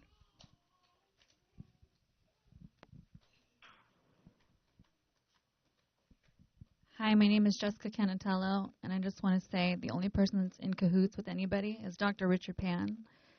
I got my medical exemption for my daughter the right way, and our doctors are writing them the way that the right way. He did genetic testing for her and proved that there's genetic susceptibility to adverse reactions. I will not risk my daughter to vaccines that have never been proven safe or against a placebo, had done any safety studies. Thank you. Okay, Ms. Pines, that's us here in Sacramento. We're completed. Okay, great. Let's move to San Diego.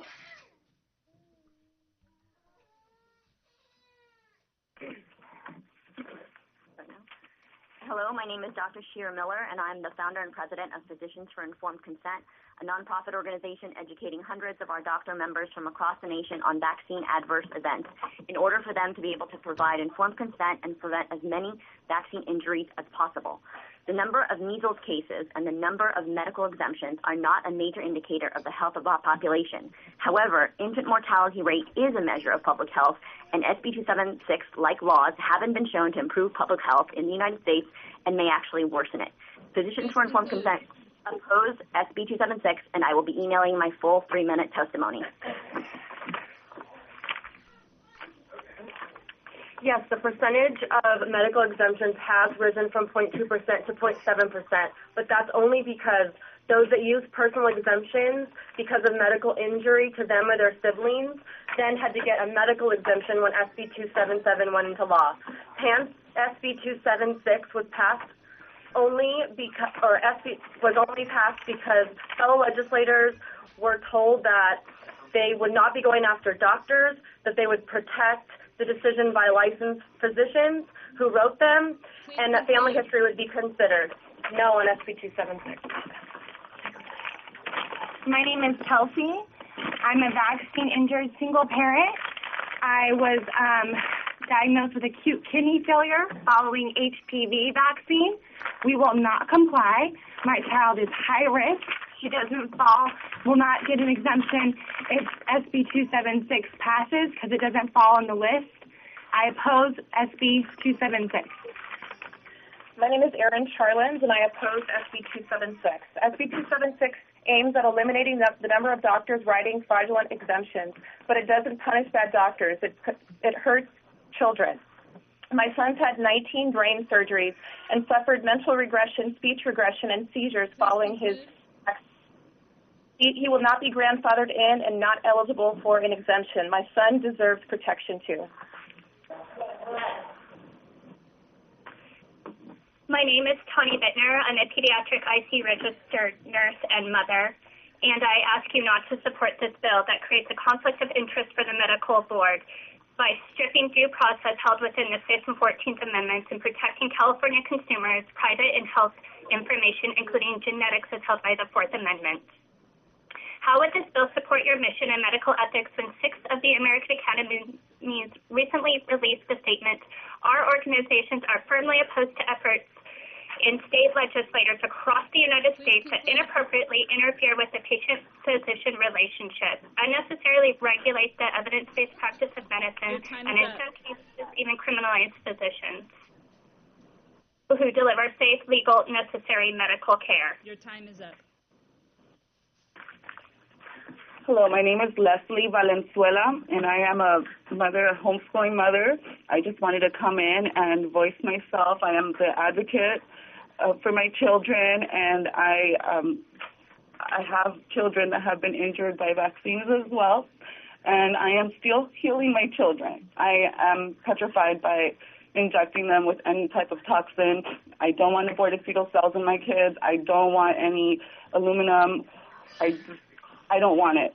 They don't need that. They were born healthy, perfect. Please conclude. God made them perfect. Hi, everyone. Thank you for your time and inviting us in for public comments. My name is Catherine Brown. I am a vaccine-injured parent. My husband is a vaccine-injured parent. My niece was temporarily paralyzed by HPV. My other niece had an adverse reaction to the DTaP vaccine with very high fevers and developed pneumonia. My children qualify today based on family history for all of these reactions and autoimmune disease. They will not be grandfathered in. This bill should not pass as is. It needs to be heavily amended or killed. Thank you for your time. My name is Kendra. I'm a mother of a vaccine-injured child, pregnant with another, and I'm also a teacher and an early childhood specialist. Our kids are sick. Over 50% of them in our schools have chronic health disorders. We need our doctors to stand up for what's right for our health. I want to make a comment about the databases. Databases with our sensitive medical information are not safe. They are constantly being breached in every part of society. Our databases are very difficult to keep safe. They're very expensive, and a small number of children will be subjected to have their information in them. Opposed. Thank you. Hi, my name is Cassandra Henry, and I am a concerned parent of a child who is medically fragile with a genetic mutation, and he's had seizures after vaccines. He does not qualify for an exemption under this bill, and I personally do not trust a product whose manufacturer is currently in litigation for falsifying data. Thank you. My name is Andrea Barnhart. I'm a doctor of optometry and concerned parent. I just want to clarify, this bill is not about vaccines. It's not about the safety or importance of vaccines. It's about medical exemptions, who can validate them, and what criteria they may use. That is best in the hands of our highly trained and trusted physicians.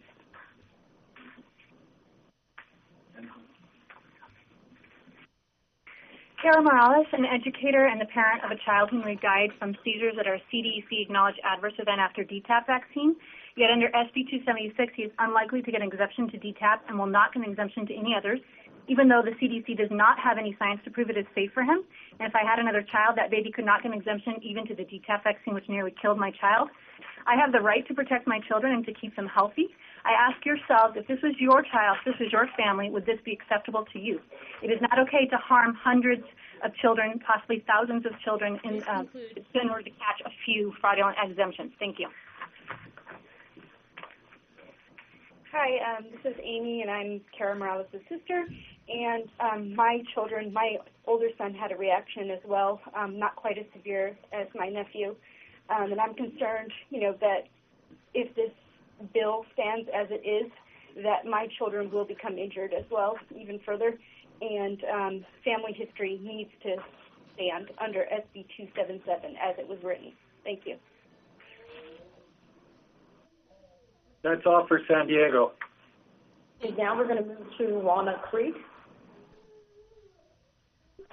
Hi, Lori here. I was thinking for the people in the room, we have some with children, and I thought it'd be, if others don't mind, so go ahead and, it's okay.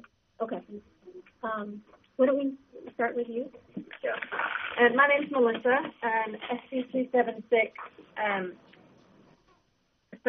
targets these so-called fake medical exemptions, but there's zero evidence of that happening. It calls into question the validity of the California Medical Board and undermines the due process already set up by our state to monitor our physicians.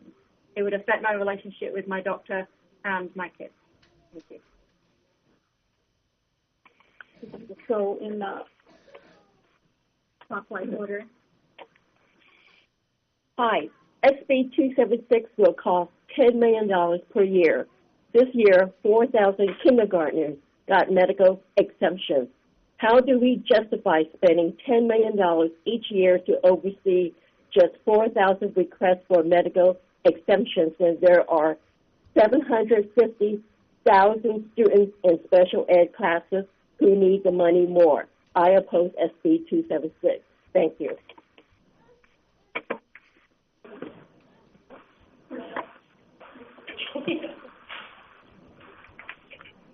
My name is Jamie White. I am a parent and school counselor. Under this proposed bill, the health department will only accept medical exemptions which adhere to CDC standards. However, the CDC and our health officer is not taking into account genetics, family history, or other serious adverse reactions that are printed in the vaccine inserts themselves, like seizures, Guillain-Barré, stroke, to name a few. They aren't going to be examining the patient before or after vaccination, nor will they be having an ongoing relationship where they can make educated judgment calls about what's best for a particular child in context.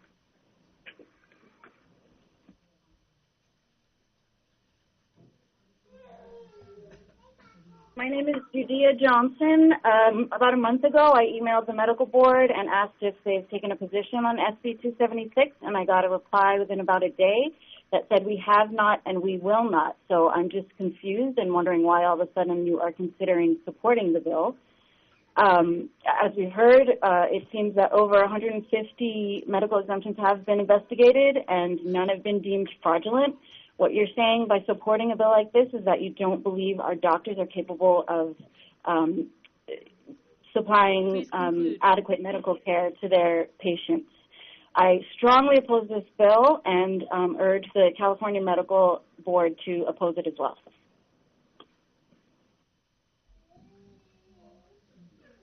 Hi, my name is Ines Muller, and I'm a vaccine-injured parent with nerve paralysis, so I experienced it myself, that vaccines can possibly not always be safe.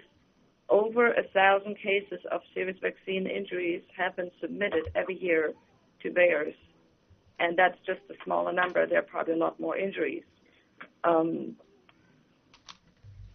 That's more than the measles cases currently out there right now. So, and these people are already damaged for life. Please conclude. In the measles cases, people can. So I strongly oppose this bill, and yeah.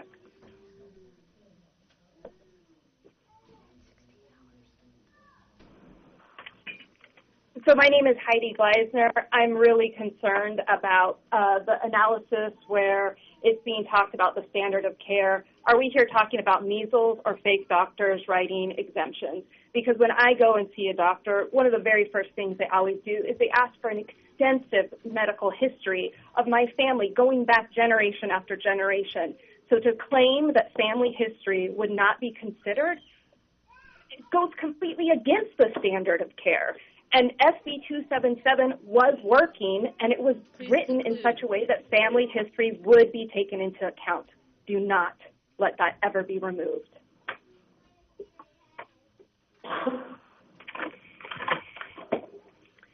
My name is Tina Herter. I'm a veterinarian in this country and in Germany. I have a medical degree. I have witnessed many vaccine reactions, from death to kidney failure, tumors at the injection site. Vaccine reactions are happening, and the current schedule harms many children. As I'm opposing SB 277, the medical board should protect doctors that are writing medical exemptions and that are practicing within their oath. First, do no harm. Lots of Californian physicians do not do that anymore, investigate PAN for misconduct. Hello, my name is Michaela Kissinger, and I would like to bring up the question around measles that keeps coming up.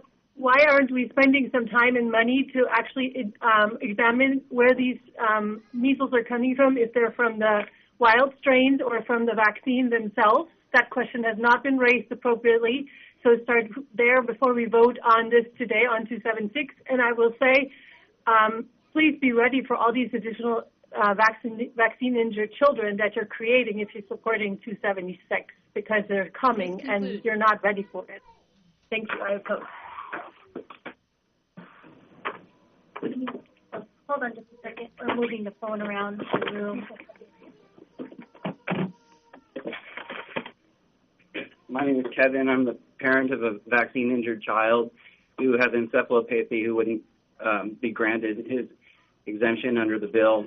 Had family, friends, and pets all die, and have been killed by vaccines and been injured. And I oppose the climate of fear and misinformation that leads to doctors not discerning or being able to help the vaccine injured.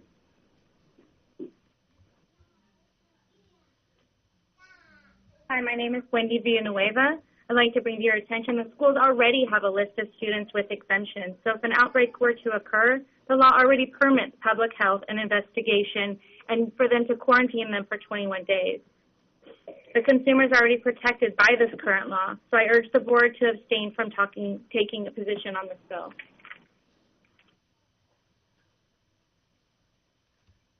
California doctors under SB 277 were doing their jobs by issuing these medical exemptions. This was expected, a rise in medical exemptions. They were not exploiting a loophole. So the medical board is very good at punishing doctors who harm people, and these doctors are not harming anyone. If you support this bill, you are helping to harm medically fragile children, and you're punishing their doctors as well.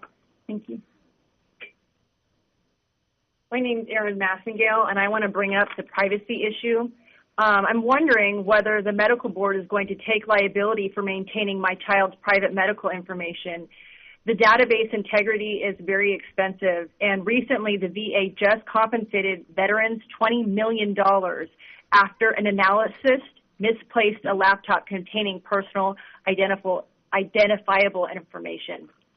Thank you. Hi, my name is Jessica Benavides. I have a child that has been injured by vaccines. I myself have had a vaccine injury as a child and an adult.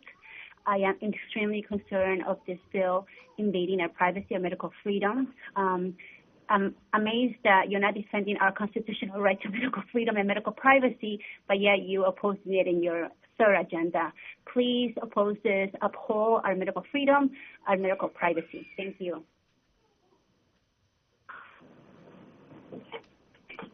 I think that's it here for Walnut Creek. Okay, so we're now going to go to comments on the phone. Moderator, can you tell me how many people are on the line who are in queue?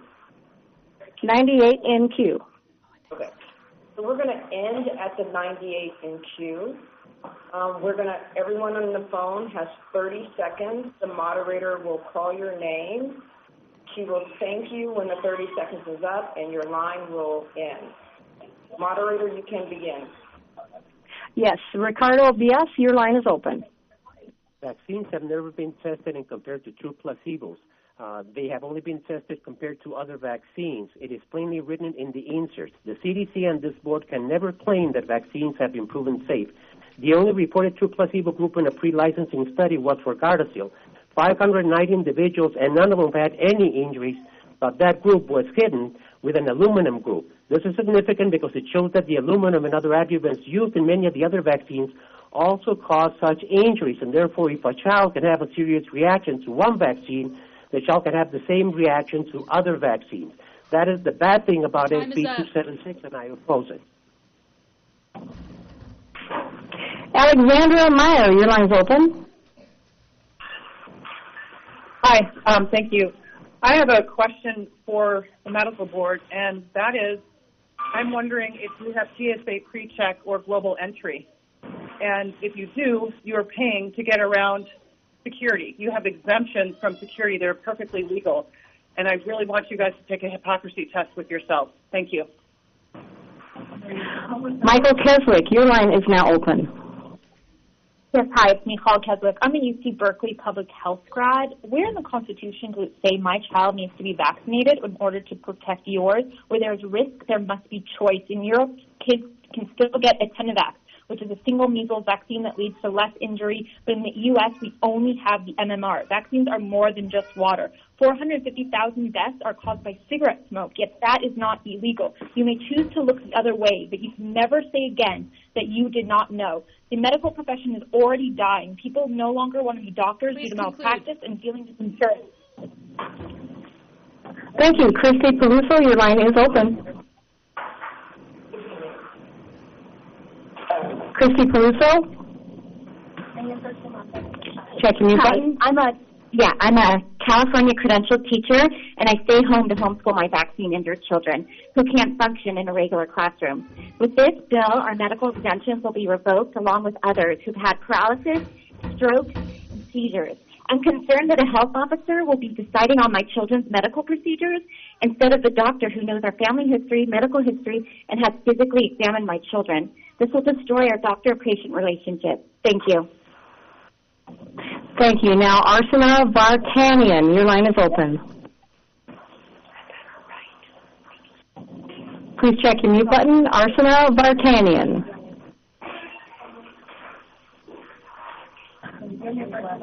I have to move on. Catherine Baldy, your line is open.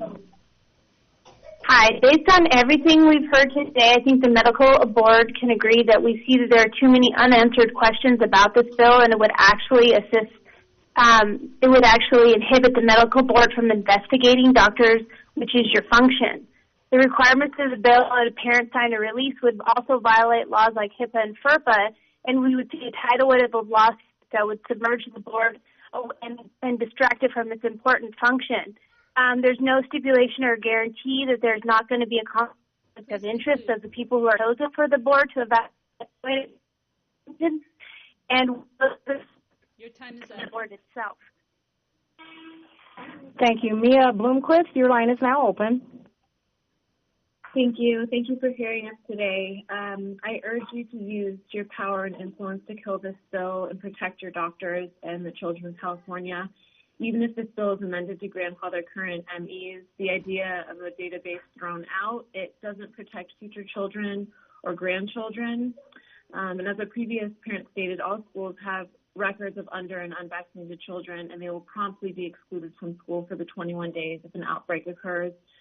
We've had our pediatrician since birth for 8 years. She knows my kids, and this is unnecessary. Thank you. Thank you. Michelle Ford, your line is now open. Hi, thank you. My name is Michelle Ford. I'm the president and the founder of the Vaccine Injury Awareness League, representing tens of thousands of families in California and hundreds of thousands of families across the United States. This bill is unnecessary for at least the following 4 reasons. Number one, there is no evidence of any wrongdoing by any California doctor. Number two, California only has 0.7% medical exemptions on record, with an overall drop in 10,500 personal belief exemptions. Please conclude. The cost. Thank you, Ms. Ford. David Shirazi, your line is open. Hi, thank you for hearing me speak. I want to echo what everyone else is saying, and I want us to focus on the fact that we're talking about less than 1% of the population asking for medical exemptions, and that our focus needs to be more on Senator Pan himself, who's received at least $100,000 in pharmaceutical donations to his campaign and to himself. Thank you. Thank you. Vicki Carney, your line is open. My name is Vicki Carney, a parent. I oppose SB 276. This bill is against the doctor-patient relationship. In the current environment, many doctors don't want to help families that are at risk for vaccine injury due to fear of losing their license. My child's own doctor has left California because of this. This is wrong. This bill will make things worse. Keep in mind the medical field discovers new info daily. If there is new info that shows concern, there is no way the state health officer could consider this new info in a timely manner. Please keep individual decisions on vaccines to the doctors, not the state. Thank you. Thank you. Douglas McKenzie, your line is now open. Hi, I'm Douglas McKenzie. I'm a physician, and I urge the medical board to oppose it. Part of the board's mission is to promote access to quality medical care, and this bill does the opposite. Public health officials have no relationship to these fragile children and have no business determining their care based on cookie-cutter CDC guidelines. Of the families with no ability to homeschool or move out of the state, certainly some of these currently accepted kids are going to have harms or even die. So I asked the medical board, what number is acceptable? I would say none. Please conclude. So please oppose this. Thank you. Thank you. Tracy Lupo, your line is now open. Hi, thank you to the medical board for opening this dialogue. I'm the mother of a vaccine-injured son. I've spent years doing therapy and medical testing to understand his fragile nature against vaccines. My doctor is the only one who should make this decision with me. Support doctor-patient relationship, please. If you don't, who will?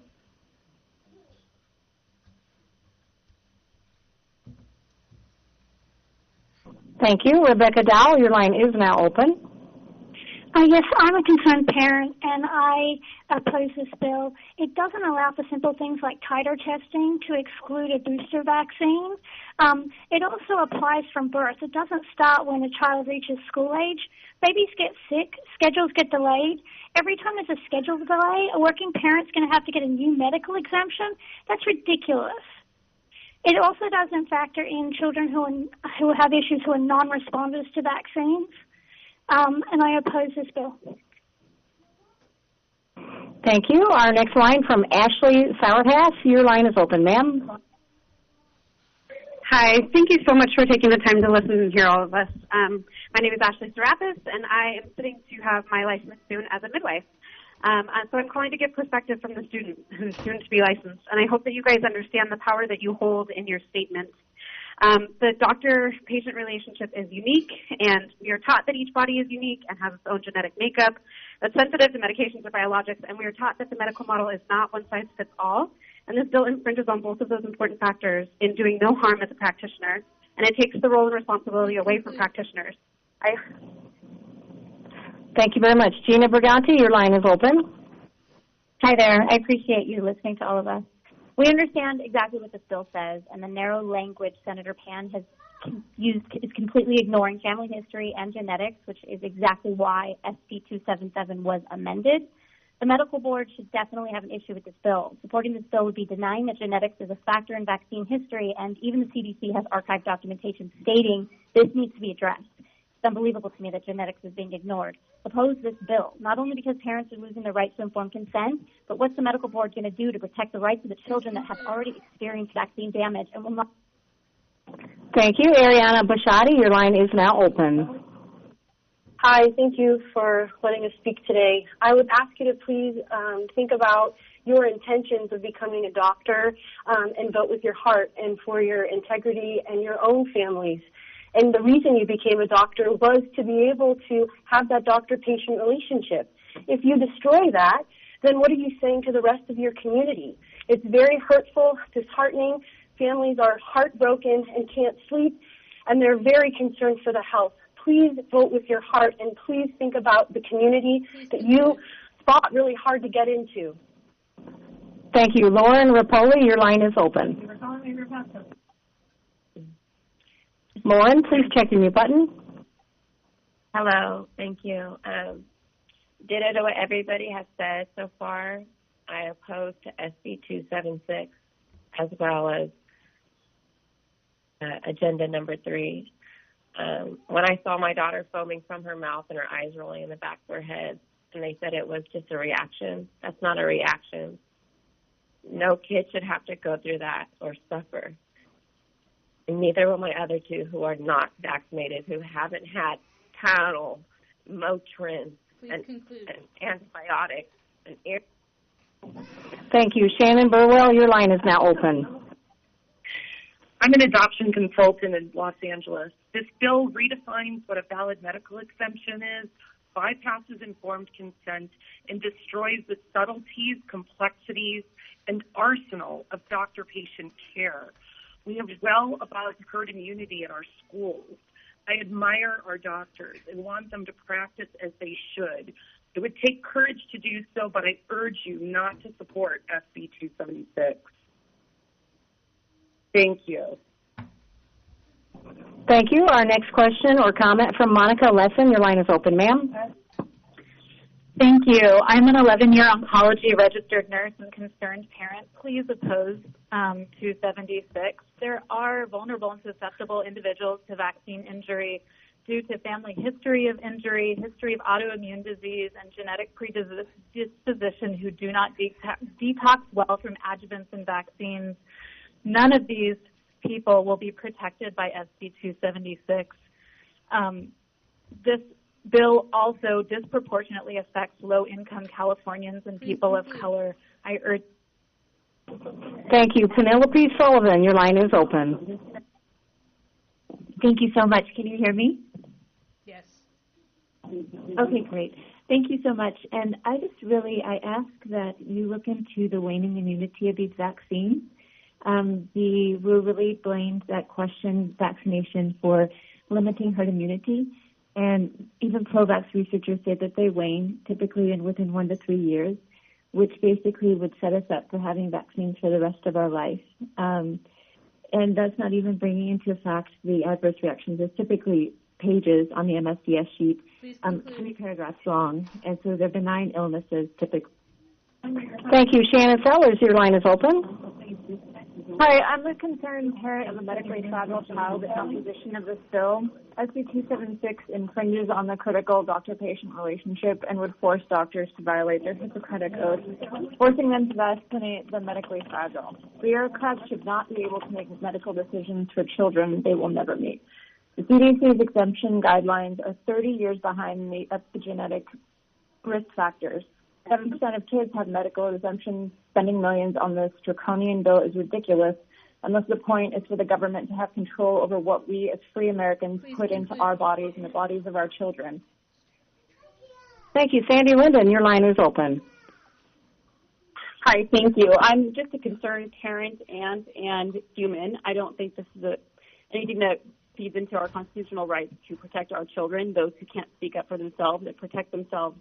We are the ones that have to have their voice, and it's something that we can't take away from them as children and as us as parents and adults. Where does this end up? It doesn't seem to, it's going to be a slippery slope, as somebody says. I oppose this bill. Thank you. Galina Amdar, your line is open. Hi, I'm a nurse scientist who worked on vaccine development and registered nurse for 35 years, took care of many vaccine-injured children in ICU home health setting. 31 years ago, I fled Soviet Union for freedom here, and I fear that I'm reliving my past in 2019. I'm strongly opposed to SB 276, asking board to protect doctor-patient relationship and not formally support SB 276. Thank you. Thank you. Our next from Alisa Surmat. Your line is open.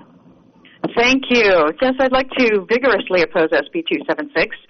This bill would affect only 0.7% of our population, our children's population, and these are the very medically fragile children that we were supposed to be protecting. The CDC list of contraindications is extremely narrow, and it doesn't take into account things like genetics and family history of autoimmune disorders. My family suffers from these. They would not be on this very narrow list of contraindications, and everyone is entitled to their most hale and hearty life. Thank you. Elise Godwin, your line is open. Hi, thank you for your time. I'd like to also oppose SB 276. You wanted statistics, and one piece of information is that you have already, as a medical board, investigated over 153 medical exemptions. You have also found 0 cases as fraud thus far. SB 276 definitely addresses a problem that does not exist. It infringes on patient and consumer privacy and is not in line with the mission of the California Medical Board. Please remember the mission of your own board. Please, I implore you, the California Medical Board, please take a no position on SB 276.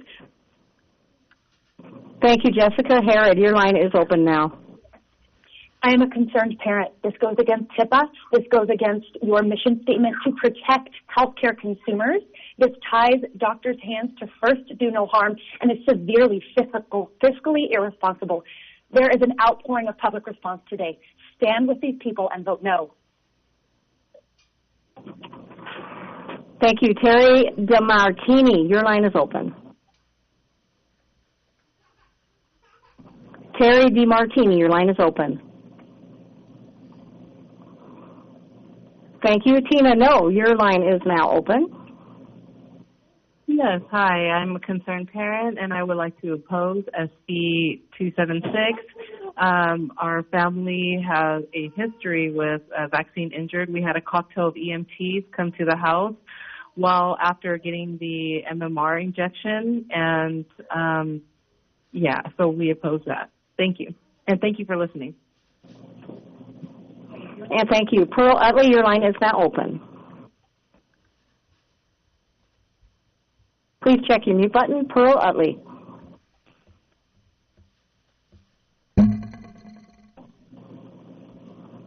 Thank you. Lauren Williams, your line is now open. Hi, thank you for allowing us to speak today.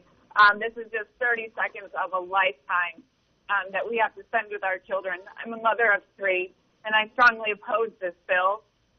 My degree is in environmental health and safety, and if I was a public health official, I would have no way to read a medical chart. I don't know how to do it, and we should leave this in the hands of the medical professionals and not leave it in the government's hands, who said Roundup was okay. This is not okay to do to our children. Thank you. Thank you. Melissa Nikolai, your line is open.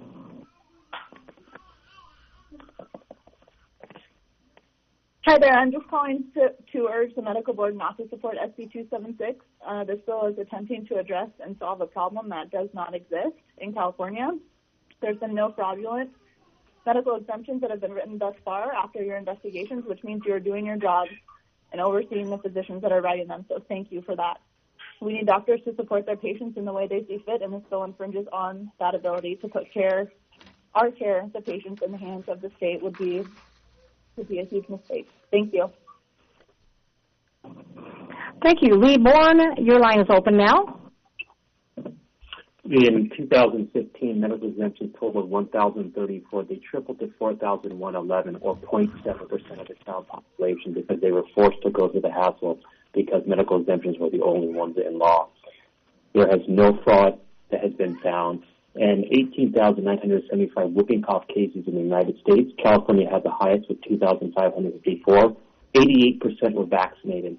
How can you support a bill with this high vaccine failure rate? Please speak up for the children.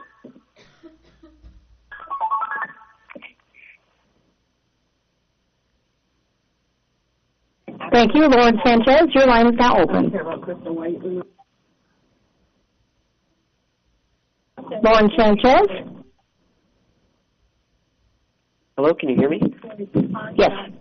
Yes, I'm calling to ask the California Medical Board not to support SB 276. The California Medical Board has investigated 153 medical exemptions and found 0 cases of fraud thus far. SB 276 addresses a problem that does not exist, infringes on patient and consumer privacy, and is not in line with the mission of the California Medical Board. Please, I implore the California Medical Board to take no position on SB 276. Thank you. Thank you. Our next is from Tammy Resendez. Your line is open, ma'am. Hi, I'm asking that the California Medical Board join the 2 co-authors of SB 277, Senator Stone and Senator Allen, and state and oppose SB 276, along with the American Physicians and Surgeons, who also oppose the SB 276. I have a son who had kidney failure, seizures, speech delay, and autoimmune, and he would not qualify for a medical exemption. My exemption is not fake. I saw a doctor. We did genetic testing. Please follow the money with Senator Pan. Thank you, and I oppose SB 276. One moment, please. Our next is from Shannon Winton-Reed. Your line is open. Hi, thank you. As a parent, I feel like politicians are ignoring our concerns, and statistics show an increase in anxiety and depression, autoimmune diseases. If this bill isn't protecting the doctor-patient relationship, the motives are questionable and definitely do not follow the oath of do no harm. The pharmaceutical companies have no accountability with vaccines, and without accountability, history proves abuse of power. And I ask you guys to question what the objective is here when we're seeing injuries. Thank you. Ashley Reeves, your line is open. Hi, my name is Ashley Reeves. I'm a parent of 2. My oldest is vaccine injured, and we have gone to 5 different specialists, more than I've seen in my 33 years of life for my son, most of which told me that my son needed a medical exemption, but they would not provide it for him for fear of repercussions from the medical facilities that they worked at. My son's immunologist finally had the courage to write my son's medical exemption that would not qualify under this new law. It's been a hardship on my family and my son. Thank you. Christine Prowl, your line is open. Thank you. I'm a fourth-generation native to California and an attorney. According to Ms. Simoes and the legislative analysis applied to this board, if the reason you're considering supporting this bill is because of the perceived problem that you need to access to medical records to investigate doctors to ensure they're following the appropriate standard of care, I don't believe that this bill helps you. Removing a patient's right to opt out of the release of medical records creates a constitutional law problem that's based on case law in California and the Ninth Circuit you're not likely to prevail on. California has consistently protected patients' right to privacy under the California Constitution. Thank you. Allison Sorrell, your line is open. My name is Allison Sorrell. I wanted to ask the medical board a question. Is the medical board willing to be liable for this many lives in supporting SB 276? In 2016, VAERS received 59,117 reports of adverse events. The Health and Human Services Department funded a Harvard Pilgrim study to assess the data and found VAERS is capturing less than 1% of vaccine adverse events. 95% of those events would not qualify for a medical exemption. Based on this study, this means in 2016 it was really 5,911,700 adverse events and 43,200 deaths. Thank you. Michelle Sabino, your line is now open. Yes, I'm a medical speech and language pathologist. I'm a parent of a daughter who suffered 16 seizures at 2 months of age immediately following DTaP. Both my mother and my sister were diagnosed with debilitating autoimmune diseases in their 20s. A vote in favor of this bill relinquishes the power of the medical board over 0.7% of medical exemptions of the 40 million Californians. Furthermore, you will marginalize people of color and those of lower socioeconomic status who also suffer from lowered immune systems. Thank you. Thank you. Eric Andrus, your line is open. What people forget is that not vaccinating puts other people in danger and proliferates disease. I am in support of this bill except for the part that puts CDPH in charge. They are already overworked and understaffed. They're going to be flooded with these applications for exclusion, especially in the beginning, and they're going to end up giving even less attention to the important cases that come in from consumers who are put in danger. CDPH cannot be put in charge of this program, and on that point alone, and you should ask for an amendment. Thank you. Nicole Wallace, your line is now open. Hi, I've been in practice. I'm a chiropractor for 20 years, and I understand the importance of family history anytime I meet with a patient. And my concern is that this bill will be taking that away. That's just one part. And that a doctor won't be able to make an informed decision with their patients. So I strongly oppose this bill. And one more thing is when I did get medical exemptions from my children, I had to get medical records from my grandmother. She already died. She had bulbous pemphigoid, and it just takes a lot of work to get these. I didn't hear that. I apologize. Mary Collin, your line is open. I just want to state, first of all, that this is my children, not the state's. Medical decisions should be between the parent and the doctor, not the state. Medical board on the panel, I just ask you to consider, are you going to be able to live with yourself seeing that there's even an increase in more vaccine-injured children or an increase in SIDS or deaths to the children being forced to get vaccinated? Because SB 276 contradicts what SB 277 was written for. And it's nearly going to be impossible for people to get a medical exemption. I ask you to please approve. Thank you. Cheryl Mercer, your line is open. Hi, I oppose SB 276, and I oppose the government coming between me and my child and her doctor. Furthermore, I would like to file an official complaint to the board against Dr. Pan for attempting to practice medicine and force a medical treatment on my child for whom he has never examined. I encourage the medical board to oppose SB 276. Thank you. Thank you. Kyla Wuthern Hall, your line is open. Hi, thank you so much for listening. I'm a concerned mother of a medically sized child, also an aunt of a vaccine-injured child. I'm joining you to request that the California Medical Board not support SB 276. I urge you to please continue to protect our medically fragile children equal to their peers. please protect and honor their privacy, their right to education, and their relationship that we share with our trusted doctors. This is my utmost priority, but additionally, I do have concerns for the incredible cost of this bill to taxpayers and the state. Thank you. Thank you. Shannon Summers, your line is open. Yes, hi.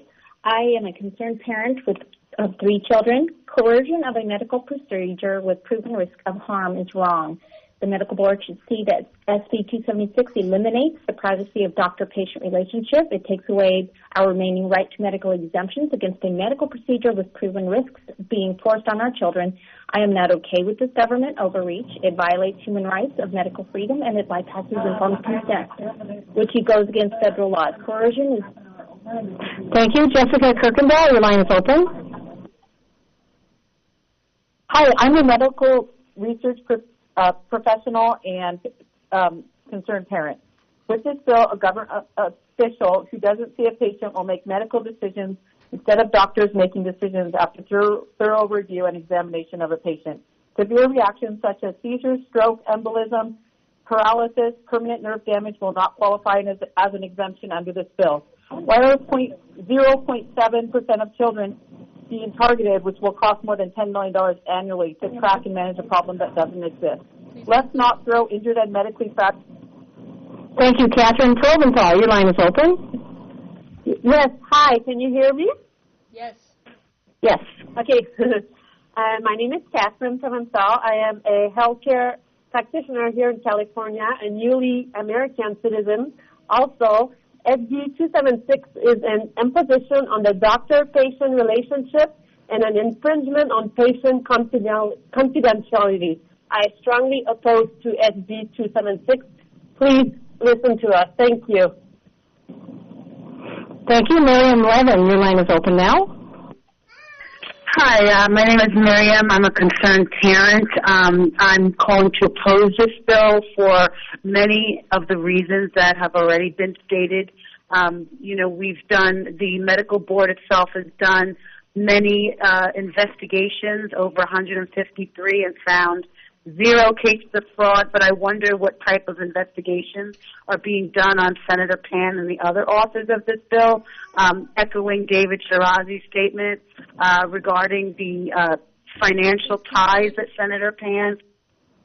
Thank you. Christy Sepulveda Burchett, your line is open, ma'am. Hi, I would like to ask the Medical Board of California to stay neutral on SB 276. Don't let a government bureaucrat that's never met the patient come between the patient and the physician. Thank you. Thank you. Mona Shadow, your line is now open. Yes, hi. I would like to comment, even though our priority is safety of our children and keeping their information private from the state, which is unnecessary already, the money that we've already lost from paying out injured families of $4 billion since we're covering lawsuits because the manufacturer is not responsible for their own products. We are trying to force these products on our children. Many people who have already left our school system, already left our state, that's already impacting us financially. Thank you. Serenity Gordon, your line is open. Thank you. My name is Serenity Gordon. I'm a parent of 2 vaccine-injured children and 1 medically fragile child. I've been a home health nurse for other medically fragile children for over 14 years. This has caused us to have an IEP for 2 of my children, multiple therapies, and the medical exemption would be revoked. I now have to stay at home with my children that are vaccine injured, and it is a financial burden for our family. Our doctor-patient relationship is private, and this is a HIPAA violation. I will not comply with this. I strongly oppose SB 276. Thank you. And thank you. Catherine Cicerelli, your line is open. Thank you so much for hearing us today. I appreciate the medical board's challenges in investigating, but I implore you not to take this easy way out. We need you to stay true to your mission and protect the healthcare consumers and our children. The deck is already stacked against patients. This bill would legally enforce 1 point of 18 of standard of care points and would disproportionately and negatively impact the patient. Other points not currently well practiced include the disclosure of risks and benefits of vaccines and reporting to payers. As mentioned, the strict interpretation of CDC contraindications and Thank you. Courtney Lackey, your line is open. My name is Courtney Lackey with SCV for Parental Rights. We represent thousands of families throughout California. We implore you to oppose SB 276. There have been 0 fraudulent medical exemptions found. Please stand against the misinformation that Senator Pan has inundated the legislature with. Even Senator Ben Allen, co-author of SB 277, opposes this bill. SB 276 infringes on the sanctity of the doctor-patient relationship, consumer privacy, and Thank you. Severin Zivelich, your line is open.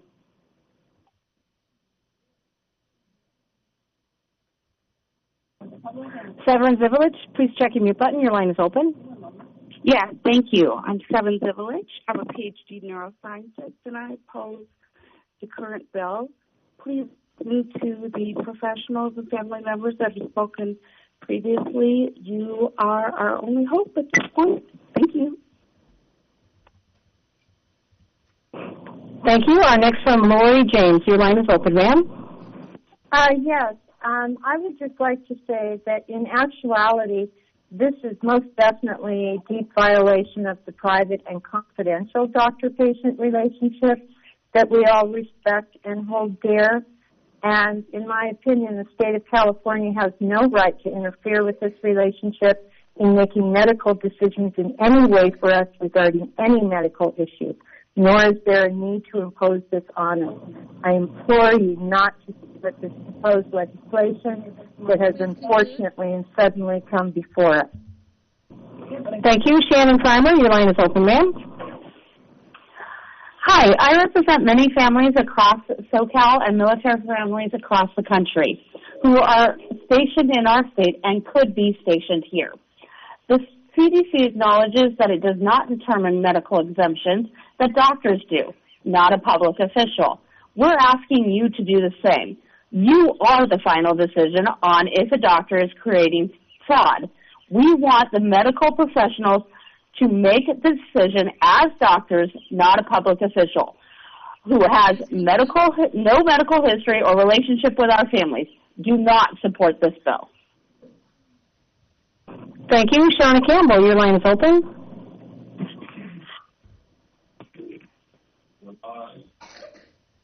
Shauna Campbell? Thank you so much for hearing me today. I want to acknowledge the fear on both sides. Everyone wants the best for their children and community, which requires balancing personal health with community health. I urge you to do your due diligence and look at the data. Please do not be consumed with the fear around you. We do not need forceful initiatives. Prior bills have already increased vaccine rates. California has a high vaccine compliance rate. Medical exemptions are very low. I want doctors, not public health officials, balancing the risks and benefits for each individual family. Thank you very much. Thank you. Chelsea Tahan, your line is open. Hello, I'm calling as a concerned parent. I'm calling in opposition to SB 276. If this bill is passed, 95% of the current medical exemptions will be nullified. Because every single doctor who has been investigated for writing fraudulent medical exemptions has been cleared, the children protected by these exemptions can be left out in the cold and be refused basic right of free education. I urge you to heed the concerns of these residents of California speaking today and do not back this bill. Thank you. Amy Bowen, your line is open. Thank you so much. I just wanted to ask a quick question. Do any of you on this board have a vaccine-injured child? And just think about that. Because if the answer is no, have you listened to all the parents who do? They know firsthand what it means to have a medically fragile child and what the impact of this bill will be. We would be left unprotected by the state as education and medical rights are stripped away from us. This bill gives more authority to an unlicensed government health official rather than a licensed doctor. And I invite you to investigate the pharmaceutical companies and hold them accountable. Thank you, Matt Allen. Your line is open now.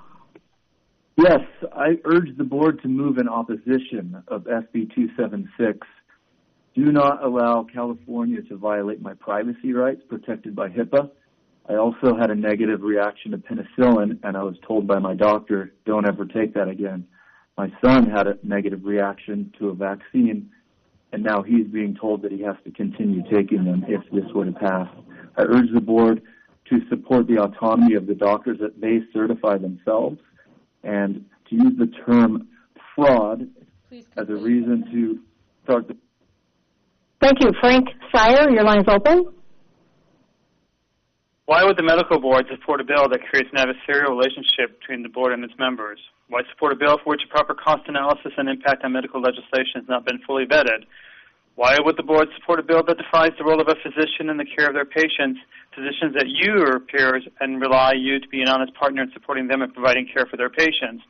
Why would the board support a bill that puts you in direct opposition to its very own members whom it has sworn to represent? Why are these doctors and their patients any less qualified to receive the same consideration as all physicians in the state of California? Are you, members of the board, politicians? Thank you. Amy Graziano, your line is open now. Yes, thank you. I'm a vaccine-injured parent. My son is vaccine-injured. He suffered a seizure after vaccination. He and my daughter both will not be protected under SB 276. I wanted to point out that Mississippi and West Virginia, the two states that have the strictest vaccination laws, also have the highest infant mortality rates. Please do not let California follow suit. Please vote in opposition. Thank you. Giselle Schultz, your line is now open. Hi, I'm a mental health provider for LA County Department of Mental Health and a parent of 2 young children. I strongly oppose SB 276 as it takes away our privacy, our right to education, doctor-patient relationship. And what's going to happen with all these kids who stop going to school and schools start closing due to no funding because of lowered attendance? I represent a lot of moms, a lot of vaccine-injured parents, and children with the yellow vest mamas, and we will not comply. Thank you. Jenny Tedesco, your line is now open. Just like the Tylenol, aspirin, or any other prescribed medication, there are always some who are susceptible to serious side effects. We're just asking that we stay on the cutting edge of science and make sure this small group of children are protected while we are still maintaining that 95% and higher herd immunity. Vaccines have never been tested or compared to a double-blind placebo. Therefore, Big Pharma can never prove they are truly safe for every child. Let's take a look at Gardasil. Out of the 590 Gardasil vaccines that were tested versus the aluminum group, show to cause injuries. We need... Thank you. And Nicole Hoffmaster, your line is now open. Hi, I just want to say thanks for listening to us, and thanks to all the parents who sat on here this long to voice their opinion. SB 277 was passed to protect medically fragile children, and we've got 0.7% of kids with these medical exemptions, and now we're going to go after those medically fragile kids that we were meaning to protect in the first place. It just does not make sense to spend that kind of money to go after the 0.7%. Also, I don't think it's a surprise that the medical exemptions went up. Thank you. Nick Johansson, your line is open. Yes, I asked you to look at the recent statement, sworn affidavit by Dr. Andrew Zimmerman. Look into William Thompson, CDC whistleblower, proving fraud with the MMR. If this passes, what actually is said to the patients is absolutely undeniable. You don't trust the doctors, and neither should we. I asked a no vote. Thank you. Our next line from Brittany Camerata. Your line is open. Thank you. I am the mother of a vaccine-injured child, and currently my son has an IEP and is in special needs 5 days a week. With the autism rates and special needs rates raising exponentially, I wonder for myself as a working mom and how many working moms are going to have to quit their jobs to be at home, to homeschool their children, and what that will do to the economy when we are so concerned about the financial status of where California lies. When do we look at what it takes to have a mom? Thank you. Carrie Hill, your line is open. Hi, I'm a vaccine-injured and also with an autoimmune disease. Both of my kids are medically fragile. I work for a school district here in California. If this bill does go through, my kids will not be able to stay in school, and I will lose my job, like a lot of Californians. I urge you to oppose SB 276. Thank you. Thank you. Our next line from Catherine Tarasyuk. Your line's open, ma'am. Thank you for listening to us. The doctor-patient privacy and relationship should remain protected, and it's not given to the bureaucratic official at the health office who will make medical decisions on our behalf and on behalf of the doctors that we trust. This bill is very intrusive and communist attempt to rule the people, and it also violates the HIPAA. Thank you. And I oppose. Thank you. Tanya Wills, your line is open. Thank you. This has costly implications, not just for our doctors and the money that they will have to spend to fight these challenges that have been really unmerited in the end, but to the state of California, because people are actually leaving the state. People are having to withdraw their children from public schools. I have personal knowledge of this, and there may potentially even be lawsuits against the medical board if they choose to move forward on this, because it's a waste of our resources. So I'm really asking you to stand against it and to really listen and support the safety and health, but also avoid the... Thank you. Daniel Hampton, your line is open. Hi, I'm looking at a letter dated April 10th, 2019 from the West Virginia for Freedom of Health. They indicated in Senator Pan's recent press conference, he indicated that SB 276 has been modeled after the West Virginia vaccine law, which seems to be touted as the gold standard for public health. What he did not share is that many concerned West Virginians have been working to amend the state's current vaccine law and allow physicians the right to practice medicine without the bureaucratic oversight of a state immunization officer. They've indicated that they had a hearing on September 28th that indicated... Thank you. Linda Jerrigy, your line is open. Yes, I'd like to just quote directly from the Journal of Internal Medicine. Physicians' roles as patient advocates mean they must attend to the needs of individual patients who may be exceptions to the rules or otherwise have special needs. As patient advocates, physicians must ensure that policies and procedures put in place that threaten the ability to individual care do not go unchecked. Since this power may be beyond the capacity of the individual physicians, it may require an organization at the level of the whole profession. California Medical Board is up to you to make sure the doctor-patient relationship and trust is not undermined. Thank you. Thank you. Amanda Yamamoto, your line is open. Hi, thank you. I sent a tweet to CDC and said, under MMR, who shouldn't get this vaccine according to their website? Has a parent, brother, or sister with a history of immune system problems? Does a parent with IgA neuropathy fall into this category? They replied, and I quote, you should talk with your doctor about your family member's specific condition and your personal health. That is directly from the CDC.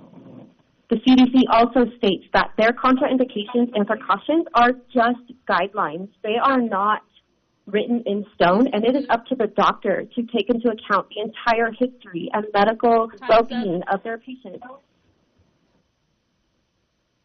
Now, Hannah Hathcock, your line is open.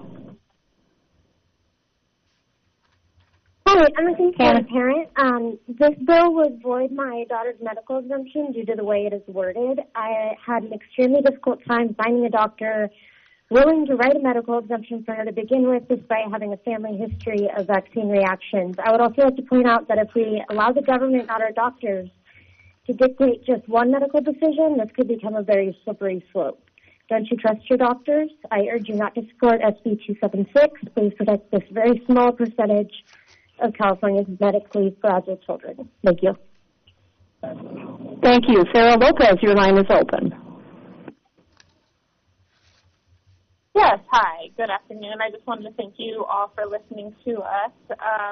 And I'm calling as a mother of a vaccine-injured child who has been on an IEP since kindergarten. My other son's immune system has taken a crash since he was 4, and we're finally starting to get him to where he doesn't literally have mucus coming out of his face every day. I urge you to please not support SB 276 as it will force so many families and children out of school and out of the state because we will not comply with this law. So I urge you to please either amend it significantly or please kill it today. Thank you so much. Amanda Carrion, your line is open. That's me. Hi, my name is Amanda, and I'm a mother of 2. One of my kids has a temporary medical exemption that we obtained so that he could enter school. We are not anti-vaccine. This bill is not anti-vaccine versus pro-vaccine. We trust and admire our pediatricians' recommendations.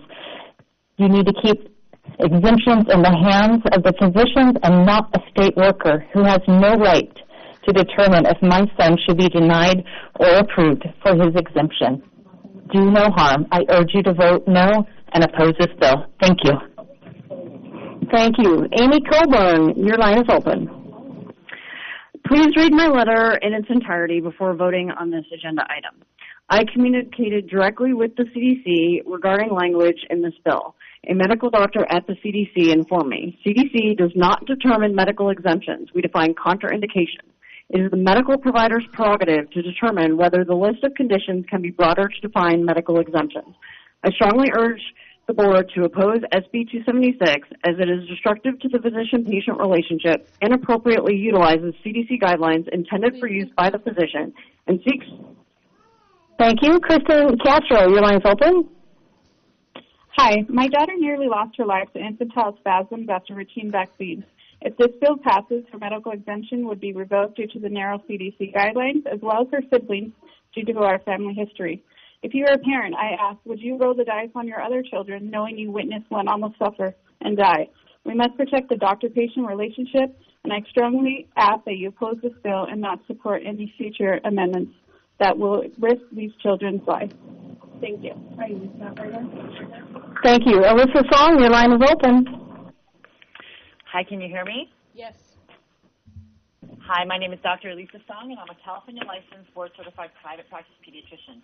I get vaccines in my office, and I believe in vaccines, but my ability to help a parent navigate this very emotional topic and develop a vaccine plan that will work for them and for the good of public health is severely limited if the state is allowed to come into my private office and make my medical decisions for my patients.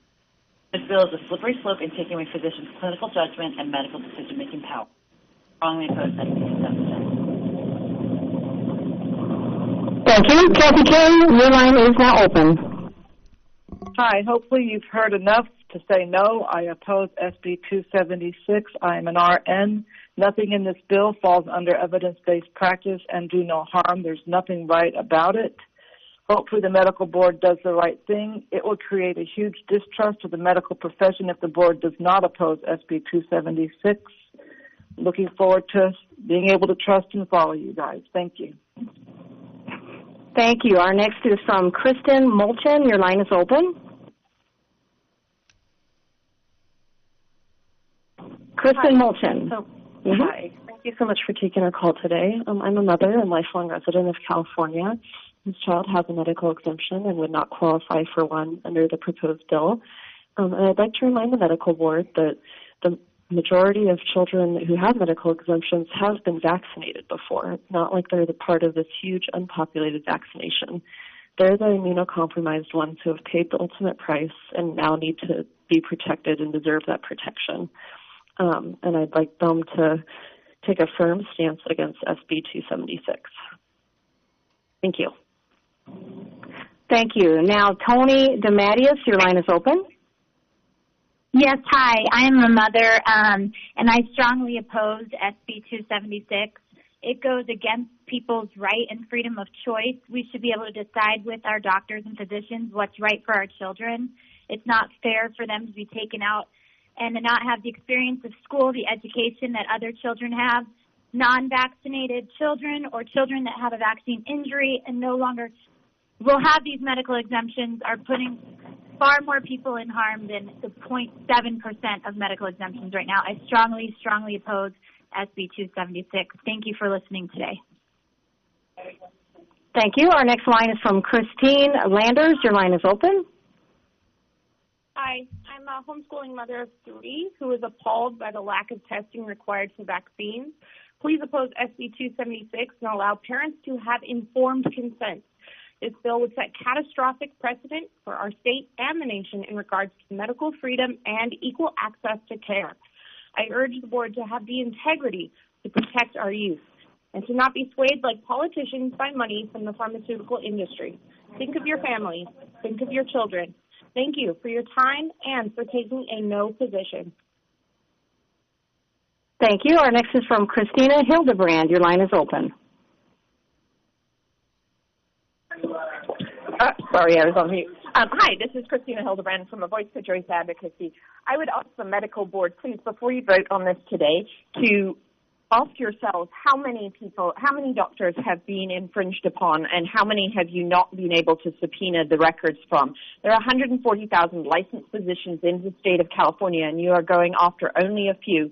I'd also say that you are voting yes on one portion of this bill to be able to get access to those medical records. This bill, as you've heard, goes much, much further than that, and you take the whole bill when you support it into consideration and not just the one piece that you are interested in. Thank you. Thank you. Now, Alma Hart, your line is open. Hi, yes. Can you guys hear me? Yes. I am a U.S. Navy veteran and concerned mother to a 1-year-old who would be negatively impacted if this bill passes. This bill violates doctor-patient relationship. It's also unconstitutional. And even if this bill passes, I will not comply and will be forced to leave the state. I strongly oppose SB 276 and urge you to oppose it too. Thank you. Thank you. Now, Catherine Robbie, your line is open. I oppose SB 276. I have a vaccine-injured daughter and a history of familial adverse reactions. Vaccines are determined to be unavoidably unsafe and they cause injury. We all want to protect our children. By supporting 276, you undermine Californians' rights. Allow doctors to do their job and protect our children that need the medical exemptions. Your job is to protect medical consumers. Merck, the manufacturer of the MMR, is currently under litigation for fraud. Their vaccines are dangerous. They've been found guilty of fraud for their Vioxx drug. So what makes you think? Thank you. Now, Christina Lopez, your line is open. Hi, yes. I also wanted to add that this bill indicates that the California Medical Board is incapable of governing its physicians. So essentially, you would be agreeing, according to Senator Pan, that you cannot do your job if you do not oppose this bill. This bill is based on allegations from Facebook comments, as Senator Pan stated at the Public Health Committee hearing. With his reputation of infringing California's medical freedom, stating false information, and running from his constituents, I ask that you do not support Senator Pan's bill, SB 276, and protect the oath of medical doctors. First, do no harm. Thank you. Now, Laura Adams, your line is open. My name is Laura Adams. I strongly oppose 276, and I urge you to do two. How can the state require the statement, please consult your doctor prior to any other health-related topic, including exercise, yet not for vaccines, which is a pharmaceutical product? I urge you to fact-check Senator Pan. I urge you to understand that SB 277 was only written into law because of family history amendment. Ask Ben Allen. I'm concerned about narrowing the exemption qualifications. Thank you. Now, Crystal Flores, your line is open. Hi. I'm a mother of 2 vaccine-injured children, and according to the California Department of Public Health, vaccination rates are 95.1% for kindergarten entry in California, including 96.4% for DTaP, 96.8% for polio, 96.9% for MMR, 97.6% for Hep B, and 98.2% for varicella. This is well above the 95% rates the state has declared it needed for vaccine-induced herd immunity. What danger is Senator Pan referring to? Thank you. I oppose SB 276. Thank you. Now, Jamie Hartel, your line is open. Hi, thanks so much. I'm calling today to urge the California Medical Board to oppose SB 276 and retain their autonomy and authority as medical professionals. I'm a UCLA student, a registered Democrat, and I'm also the mother of a vaccine-injured child. Vaccine-injured children and their families are a marginalized group that need your protection. Please oppose SB 276. Thank you. Thank you. Our next from Sierra Largent. Your line is open now. Hi, my name is Sierra Largent, and I'm concerned parent that shares a rare hereditary autoimmune disease. I strongly oppose 276 because, sorry, that's all. Thank you very much. And adhering to guidelines, our last question today, our last comment from Vivian Barton. Your line is open, ma'am. Hello. As a mother of 2 medically fragile children that have both experienced negative vaccine reactions, I highly oppose this bill. This is a massive overreach based on Pan's lies, and we need to protect our doctor-patient relationship. Furthermore, it is fiscally irresponsible to spend $10 million in state money every year to restrict the rights of 0.07 of California's most vulnerable school children. Thank you. Thank you. And now I do need to turn the call back over to our presenters. Thank you.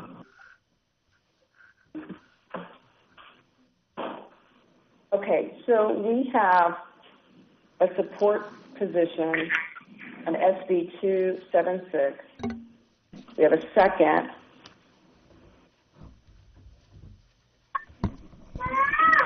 We've heard a lot of comments.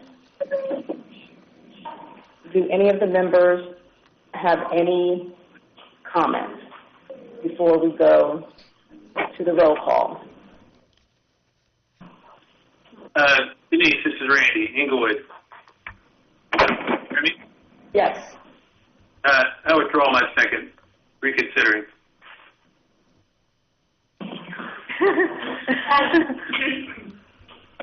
Okay, are you putting something on the table? I am not.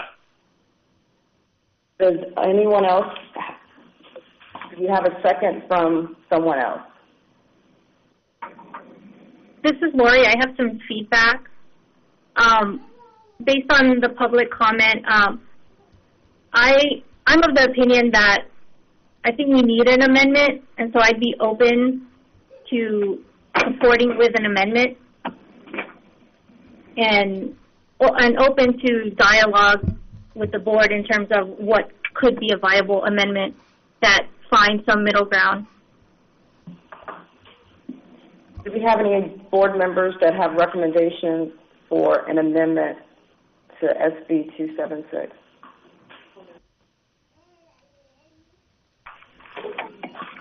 Randy, again, I did have some concerns actually about how much time and energy it would take to actually get all this information. But I'm still ruminating. I just was impressed by the amount of concern from the public. And I thought I had decided before I came in, but I've gotten some literature that makes me rethink it. I don't have a specific recommendation for an amendment, however. But I'm concerned enough about it to take the second away from it.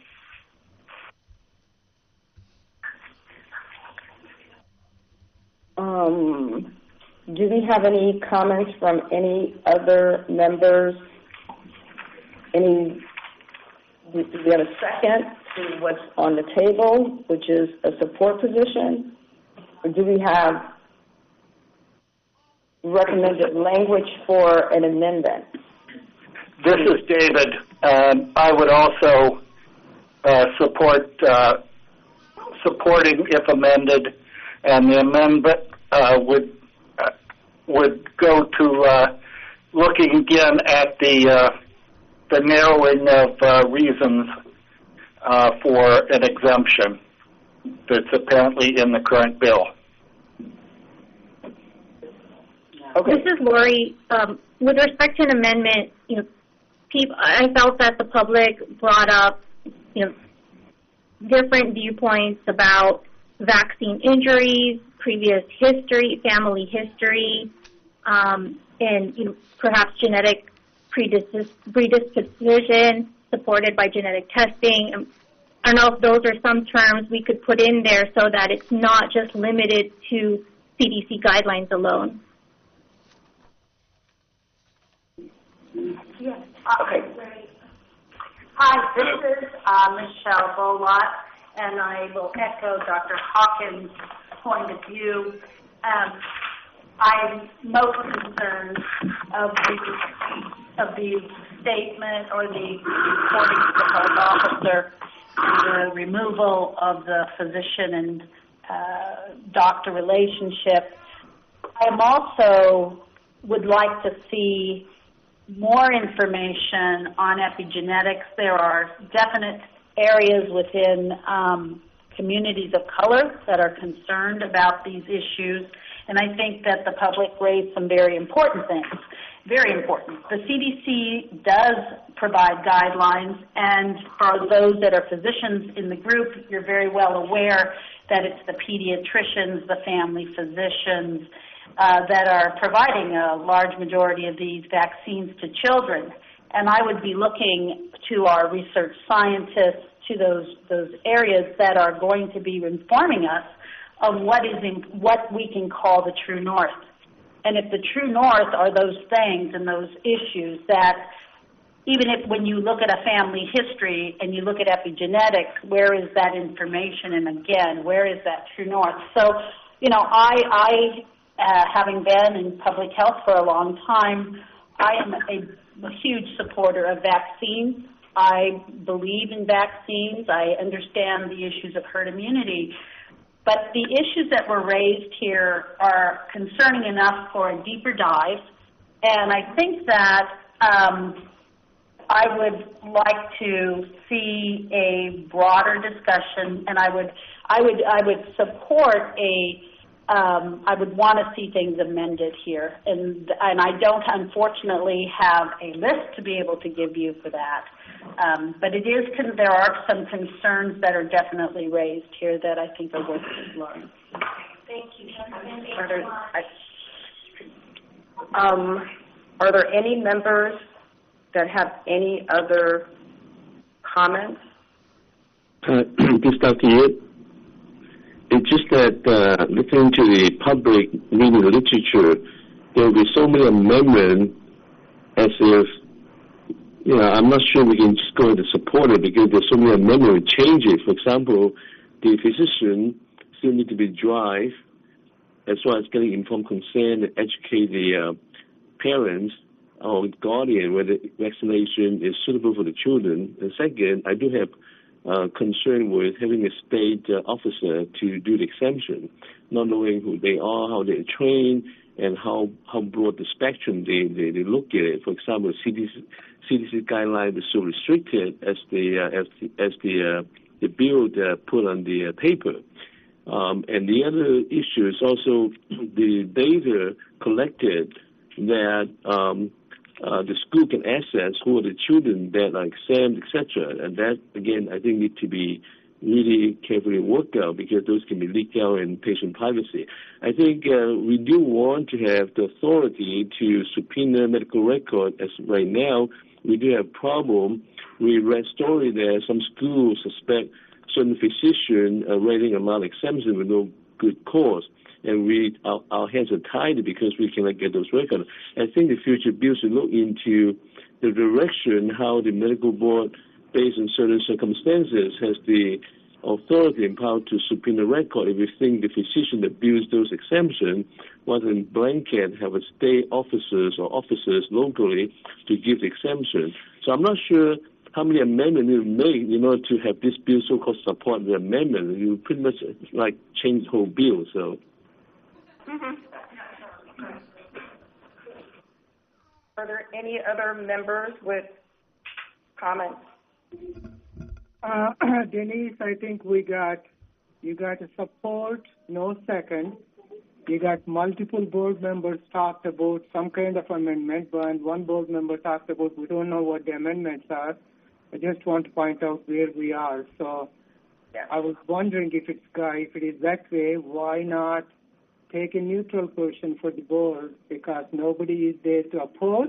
I didn't hear that. Nobody is there to fully support. So I'm just curious. Jennifer? Well, I mean, so if we take a supportive amended position, I actually need to have the amendments because I can't go to the author's office and say we support if you make amendments, but we don't have amendments.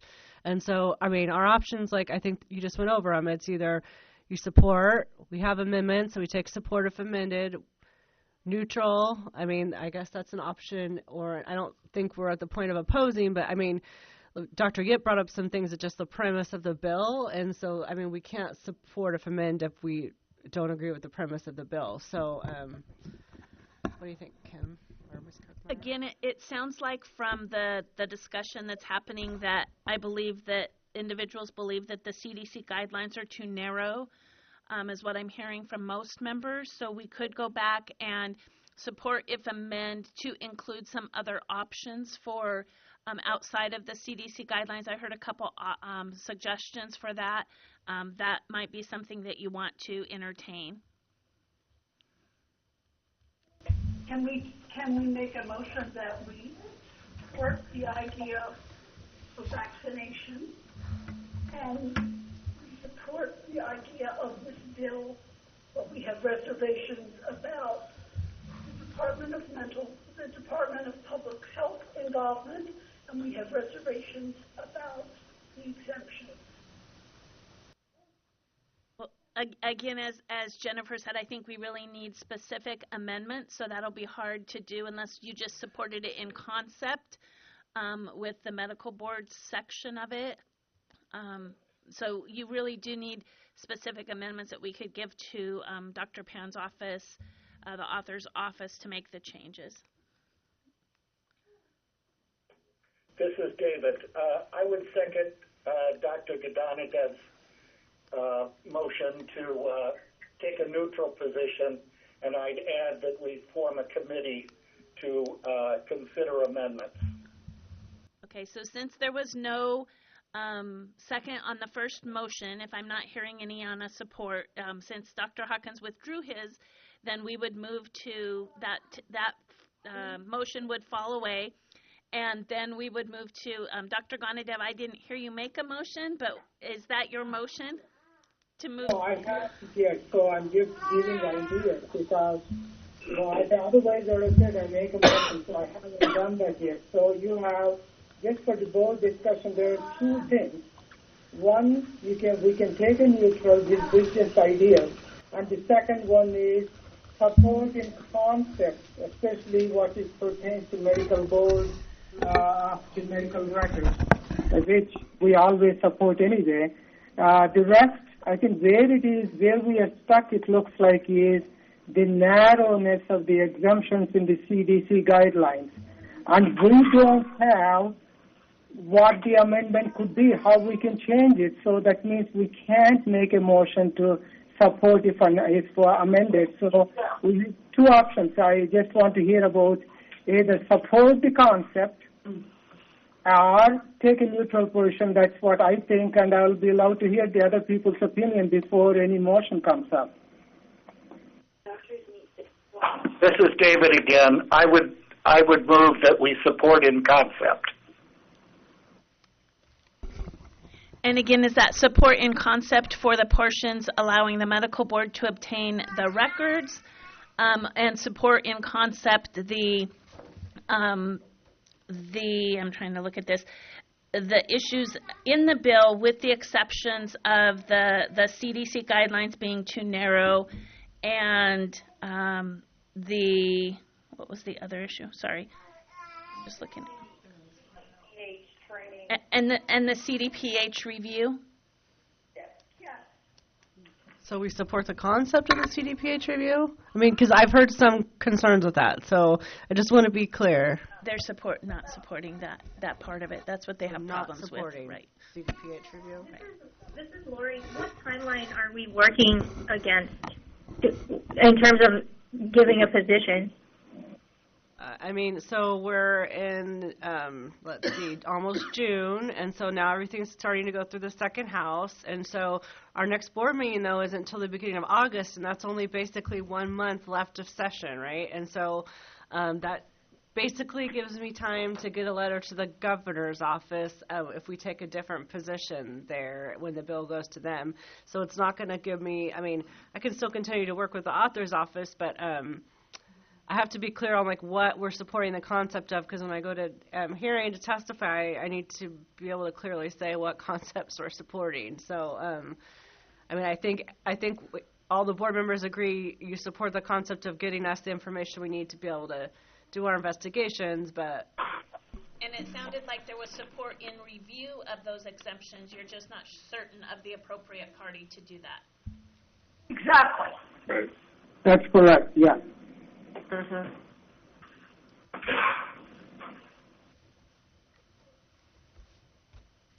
So, Jennifer, you're okay with the motion that Mr. Walmart made? Do you need a second? Yes, we need a second. Wait, okay. What's the motion? I know it's neutral. It's support in concept. So the motion is take a support in concept position on the bill in support, the concepts that are supported are that the medical exemptions be reviewed in some manner, and that the medical board will be able to obtain the documents via the release, via the exemption on the exemption form, as it's stated right now in the bill. Is there anything we're adding on the CPCH? Oh, yes, at sorry, all? and that the CDC, yeah, that would be something that we need to work with them on. That's not your support in concept, that's your, what language you would need to work with the author's office in changing, that it's too narrow for the CDC guidelines. Okay. May I just make a comment? So really being very clear, this issue of the CDPH on this motion is that we're not supporting that at this point because there isn't enough information. We don't want that to go to a state regulator. Is that what we're intending, or we're simply stating with, because that's certain people's points of view. And so, and we're also talking about the medical exemption review and how that is going to happen. And so we're saying support with these three issues versus getting more information on cost for these evaluations and who's going to review them, and the physicians that are right now putting these exemptions forward. We're trying to get the records, and we're trying to find a way to do that as opposed to put things in a database. This is why I'm a little bit, there's a lot going on here. Yeah, there's a lot in the bill. So Kim, can you do a restatement?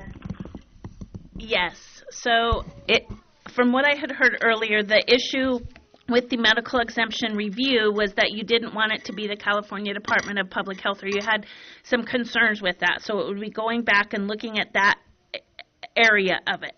So the medical exemption review, you believe that it needs to be reviewed, but you're just not sure of who that entity would be.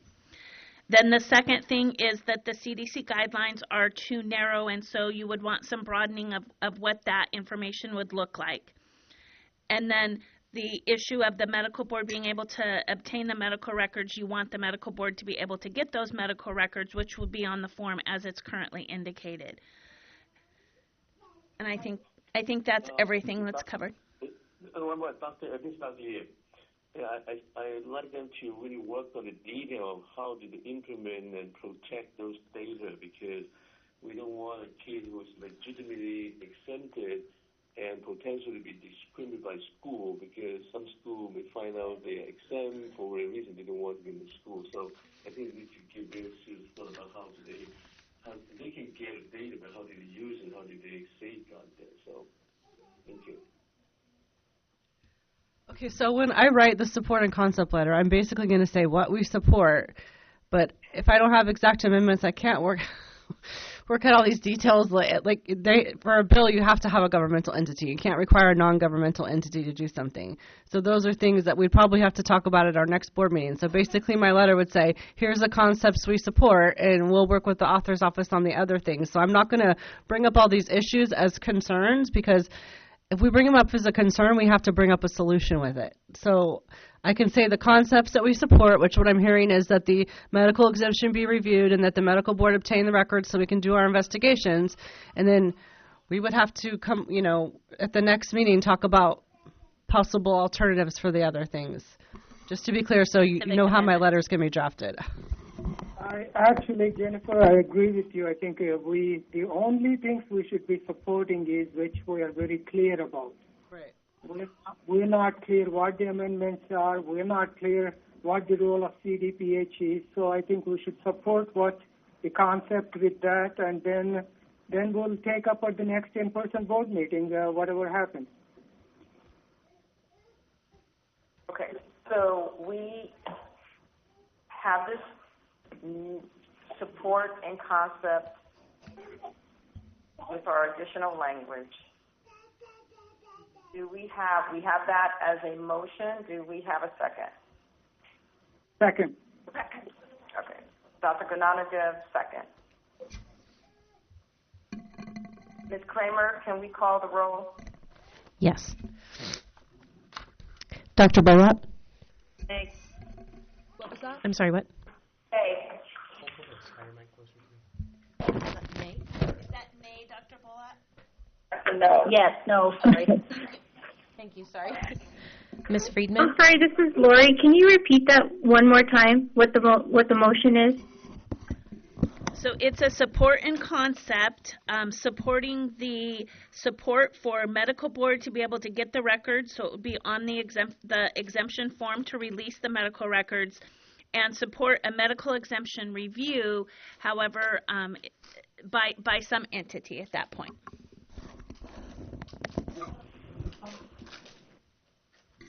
Okay. Not clear.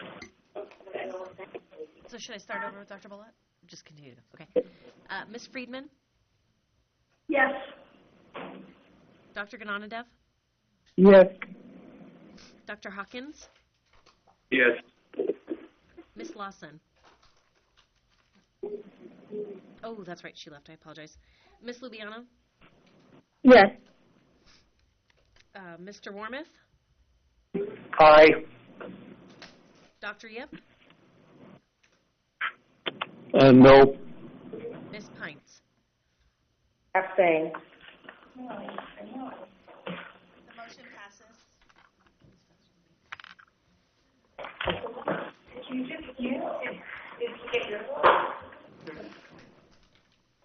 Okay. We are on our final agenda item, which is adjournment.